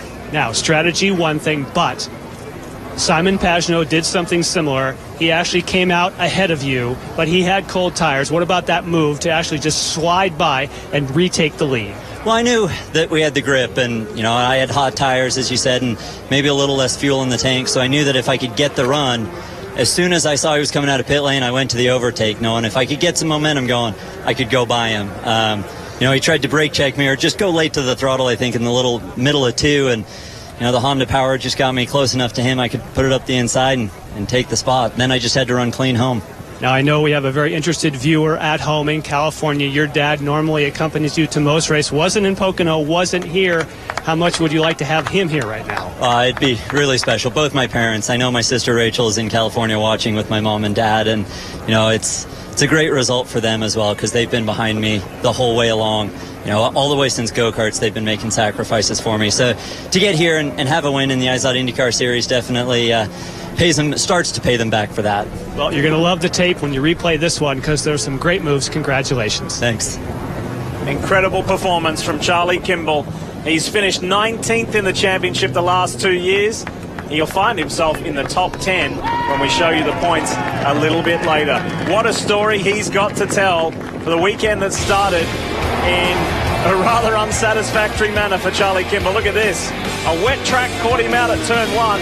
He smashed up his primary car, had to go to the reserve, put it in the Firestone Fast 6, raced hard all weekend, and in this one he came out, he knew his biggest challenger was Simon Pagenaud, and that just underscored how hard he was pushing for the win, coming around, and then he was in Pagenaud's draft, a decisive move, and he never looked back.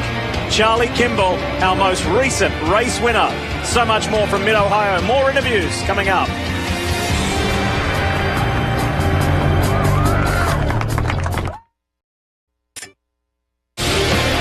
It's a day that Charlie Kimball from Chip Ganassi Racing will remember forever. His first ever IZOD IndyCar Series race win, and he joins a growing list now of first-time winners in 2013. James Hinchcliffe added to St. Pete at Iowa and in Brazil. Sato won Long Beach, memorable scenes there. Pagenaud in that doubleheader at Detroit in the second race, and now here in the Honda Indy 200 at Mid-Ohio, Charlie Kimball. He was chased down by Simon Pagenaud, another first-time winner, and he's with Marty. Well, I'm sure the one Simon Pagenaud will be playing back was the pit stop after lap 73. You came out, you're on cold tires, but tell me about that pass that Kimball made on you. Well, you know, I got to say, Charlie did a fantastic job, and him and Ganassi had a little bit more today. I mean, I gave him hell, but well, man, that was a bold move, and I didn't think he would make it, but he did. I mean, it was a great move from him. I can only congratulate him because honestly, I gave him hell today. It was 100%. A run like this, what does it do for your race team, especially heading to a track at Sonoma where you're very good? Yeah, it's good. You know, we've had our first win in Detroit. Now we're second again here on the road course, so we're showing some strength. I'm very happy. I think it's great for the championship today. We've been here all year long, but it's good to be on the podium again and just show that we're here, and it's good for Honda. You know, 1, 2, 3 is amazing at home. A nice second place finish for Simon Pagenaud today. With our 4th and 5th place finishers, Will Power 4th, Ryan Hunter-Reay 5th. Ryan remains 3rd in the championship. Both of you guys, same strategy, 2 stops, no cautions. Yeah, you know, we were like kind of the responsible, disciplined ones, getting out there, saving fuel early, trying to make up some ground that way so that we can go hard later. But we never got the yellow that we needed, and we stuck to the 2-stop. Didn't work at all. Everybody that went hard, had fun racing all day, ended up at the front, and we were just running around saving fuel all day. It wasn't too fun in the car, but these guys had paid off a lot of strategy for me. I can't complain about it. I mean, we just picked the wrong one today. Well, hindsight's 20/20, but going in, wouldn't you have to assume there's going to be a little bit of caution somewhere? Well, actually, of late, no, because I mean, especially around here with so much runoff. But yeah, I mean, we were kind of going to do what Ryan did. If he went, we go, and if he saved fuel, we try to save fuel. But I mean, man, it's disappointing starting at the front, and it's not fun racing, lifting all the time, saving fuel. But still happy for the Rising guys, the best finish we've had in a while, and we've got to get them next time. Solid runs for both of these guys. Will Power 4th, Ryan Hunter-Reay 5th. Still very much remains in the championship chase. And Kevin, no doubt there'll be some head scratching from some of those established drivers like that. But one thing will be universal, and that is joy for Charlie Kimball. A lot of people proud and pleased for him to win for the first time.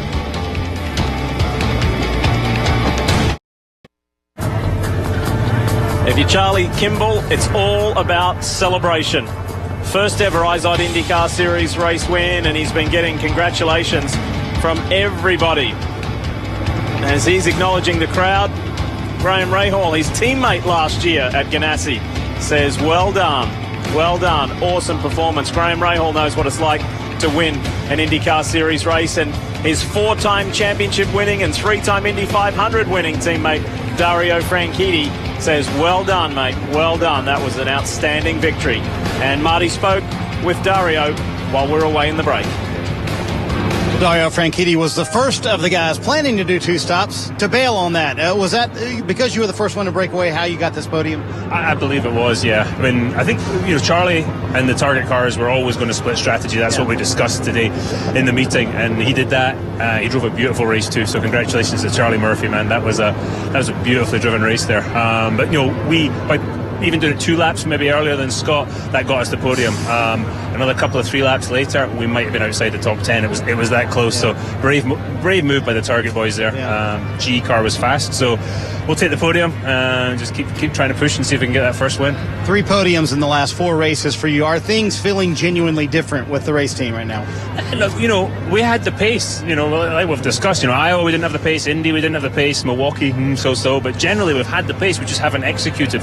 All of us, and we've started executing. And just take the smallest little thing there to get us, I think, back in victory circle. So, the Target team is pretty happy, and obviously, Charlie too. With just a great job again by him today. No doubt, they're executing right now. A win and a third for Ganassi today. Well, you talk about executing. Of course, we talked before the show about executing, rolling the dice. You said that Roger Penske was the master of strategy. He chose the right one today. Yeah, not only that, Roger's awesome, but John and Jonathan did a great job, even with Ron and the whole team. We're really focused on small details. Unfortunately, qualifying, we took a little bit of gamble. It did not pay off, and I said, you know what, let's start all over again. And today, when we show how strong we were, unfortunately, I feel like we won the race because 6th place from 15 or 14, it was an awesome. So I want to thank all the guys, V-Power, Hitachi, PPG, SKF, Verizon. They did supporting us, and hopefully we'll keep pushing so that we can continue open little by little, but open this championship in a big gap. I heard you telling a few other people that came up to interview you about the significance of what happened with Charlie Kimball and what he was able to pull off today. Your take?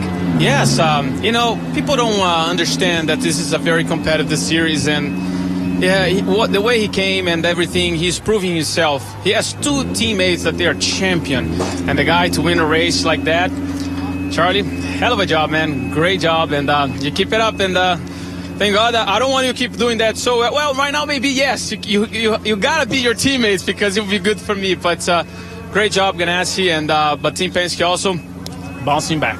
And of course, speaking of that, he maintains that championship point lead. If you look at the way that it breaks down, he actually gets a little more of an advantage now. 31 points over Scott Dixon. This is, of course, post-race. This is shaken out nicely. Very nice for Helio Castroneves. Scott Dixon certainly in the hunt. But boy, to take points at Mid-Ohio for Castroneves, that's awesome. And I kept looking down and matching, so all I had to It's a Honda clean sweep of the podium for the Honda Indy 200. How appropriate, and considering Honda's involvement here in the state of Ohio with manufacturing vehicles. They were the first Japanese company to establish an auto manufacturing operation here in the U.S., and it was here in the state of Ohio in Marysville, just down the road. So it's a big day for Honda, and it's a massive day for Charlie Kimball. Let's hear from another man who had a strong run, also powered by Honda. It's Justin Wilson. Justin Wilson finishes 8th here today. That was the big dilemma, everyone. 2 or 3 stops. You ultimately did 3. Did you think about 2 for a little bit? For a while there, we were just trying to do what the leaders were doing, but that first stop they went 4 or 5 laps longer, which not quite sure how that works out when we all got the same size fuel tank, but we're saving fuel like they were, but it just didn't work for us. We weren't quite good enough today. We've got to come back and keep working on it, and I think we're doing the right thing, so hopefully we can get the Boy Scouts of America car on the podium pretty soon. You had a new teammate, as you've had many times. Pretty good job by James today, bringing it home. Yeah, he did a great job all weekend, just finding his feet, getting used to the car, getting faster every session, so did a nice job. I think it's good for the team. Everyone at Delco Racing's been working hard, and I think we've got pretty good cars, so it's now just trying to get that next little bit, that next little step, and that's what it's all about. But today we just got stuck in the middle on the strategy and stuck in no man's land, so we lost a few places. All right, good run today, though. 8th for Justin Wilson. He remains 9th in the championship. And Kevin, he got not only his best qualifying performance here at Mid-Ohio, but that was with that 8th place finish. It was his best career finish here at Mid-Ohio. So a positive weekend for Justin Wilson, who remains in the top 10 in the championship. Jan? Marco Andretti, of course, had a very tough go early on those black sidewall Firestones. Everyone around you seemed like you were a bit of a sitting duck and you're just hanging on for life. How tough was that? Yeah, I just think, the RC Cola car just didn't have the pace for the 3-stopper today. I think, other than that, we did everything right. The 3-stopper seemed to be the way to go. But there's really no excuse except we didn't have the pace because Pagano was on the podium and we were running right with him. So just not our day. What sort of things, when you have teammates and you have one car that's doing well, we know that James Hinchcliffe also had some big issues, you try to run the same setup, but it doesn't necessarily translate between the cars. Yeah, we're not necessarily running the same setup either. And is that one of those things where you start the weekend same and you start to go one direction or the other? Yeah, I mean, you're always throwing stuff at it. Ryan did a great job in qualifying, and man, Charlie drove a heck of a race. I'm happy to see that. It's good for him. And he had a strategy where he just was go, go, go from the beginning, but on a different tire cycle. Would you wish you would start on reds now, looking back? Yeah, I mean, obviously because of how much ground we lost, but like I said, we didn't have the pace even on reds, so, it was just a long day. It wasn't our day. Well, he kept it in one piece and brought it home ninth. Thank you. And Marco Andretti, one of quite a long list of drivers yet to win this year, joining Will Power, Justin Wilson, our Ryan Briscoe, Ed Carpenter, drivers who know what it's like to win. We'll see. More from Mid-Ohio right after this. On the Indy 200. And the Ganassi boys have just drenched engineer Brad Goldberg as his first IndyCar Series win as well, at the helm of the number 83 Novo Nordisk car, driven by Charlie Kimball. That was good teamwork from Dario Franchitti and Charlie Kimball, and the rest of the team scattered, and Brad took the full brunt.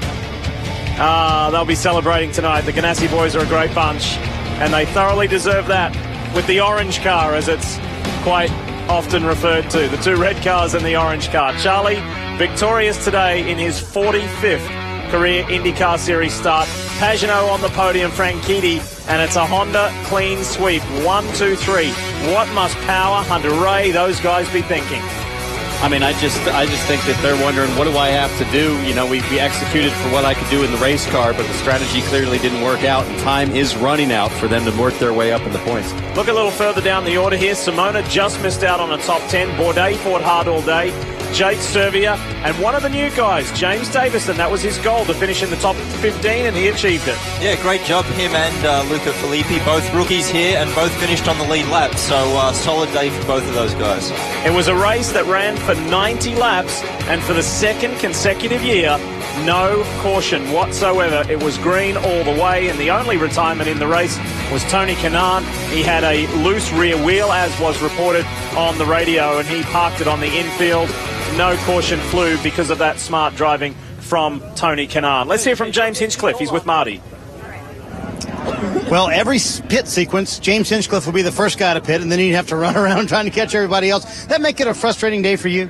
I mean, it makes it fun. I definitely like doing the three-stopper better than the two-stopper, but, we with where we started, and it was my mistake in qualifying that put us back there, we knew we had to be the first guy to do something on the three-stopper, so we went for that early stop, and it was looking like it was going to work out well, and if I had managed to just get Elio on his outlap there on that last stint, that would have made the race look a whole lot different for us, but ultimately, we were a bit off from some of these guys, there's no doubt, and if we had gotten ahead of them, we might have been able to stay ahead of them, but we weren't great in traffic, so, huge effort from the GoDaddy guys, really good in the pits all day. We had one little bobble on one stop, but other than that, it was fun. I mean, it's fun coming to Mid-Ohio here and running around flat out, but just with where we were at the start of that stint, it would have been nice to finish, 5th or 6th instead of 10th. Well, but considering where you started the day, you still gain a point in the championship standings. I mean, it's a pretty good day, isn't it? Yeah, I mean, with the season we've had, I mean, like I said, anytime you get a top 10 in this series, it's good. I mean, and you look at the guys in front of us, right in front of us, guys like Scott Dixon and Justin Wilson and Marco Andretti. So it's not like we're slumming it. It's just that competitive right now. So we missed it by the smallest amount today in terms of whether it was a little bit quicker on one stint or one stop or whatever to get in front of Elio there. But, whole team did a great job all weekend. Big congrats to Charlie. That's awesome. Yeah. I know he must be thrilled. I know what that feels like. So congrats to him. And we'll take this and move on to the next one, man. I'm feeling good. Team's, I think, working well, and we just got to put our heads down and keep fighting. My eyes have been bugging me all day. You got to hook me up with a nice pair of green glasses, dude. This is where it's at right there. This is gifts from friends at Exact Target. We need to get a pair of those for Diffie, don't we? We do. Diffie would look great in a pair of these, man. We'll hook him up. All right, sounds good. We'll start with a pair of the James Hinchcliffe socks that you can now buy online. I might start there before the green glasses. Championship point scenario, boys, and there's some interesting change here. Not necessarily at the top of the order, but a little further down, because Will Power gets bounced out. Tony Kanaan drops from 7th to 10th, and look who rockets into a tie for 7th place. There's nothing like a win for the points, and it also helps that a few of the guys that were close dropped down, like Tony Kanaan. Time running out. 5 races left in the 2013 IZOD IndyCar Series season. This time last year, Ryan, your old teammate at Penske Racing, Will Power, was vying for the championship. He now sits 11th. Yeah, and, you know, he did nothing wrong today. Had a solid race. He beat the guy he was racing, Hunter Ray. It's just the strategy didn't work out for him, and he's got to be thinking, what do I have to do to catch a break? I mean, it's been over a year since his last win, and he's going to be back on top very soon, I can guarantee it. So that's how it stands in the championship.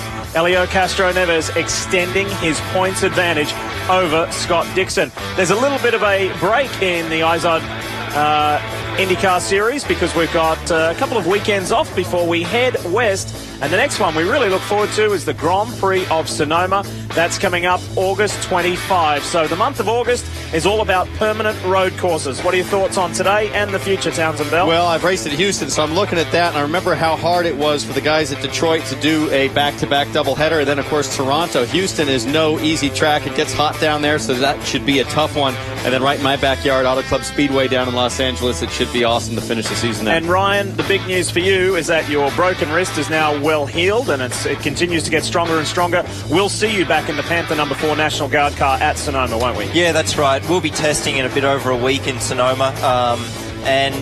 So I'm looking forward to it. You know, I won that race last year, so it'll be a perfect race to come back to, and hopefully we can carry some of the momentum gained from Toronto a couple of weeks ago. All right, real quick, TB, wrap it up in a nutshell. Thoughts on today? I just am so proud for this California kid, Charlie Kimball. Again, worked his tail off to work into a position, and just awesome to see him at the top of the podium today. What a finish. Ryan, I'm sure you can remember vividly your first IndyCar Series win. What does this mean? What does this do for Charlie Kimball? I think just the confidence. He's had it this year, but one of the most memorable moments will be when Chip Ganassi leant down into the car, gave him that hug, and that's just a moment, making your boss proud, and a boss like Chip Ganassi, that doesn't come easy. So what a great day. He deserves it. Job well done. Well, mate, job well done to you too. Townsend, myself, and the rest of the boys have enjoyed having you, Ryan Briscoe, as part of the NBC SN team.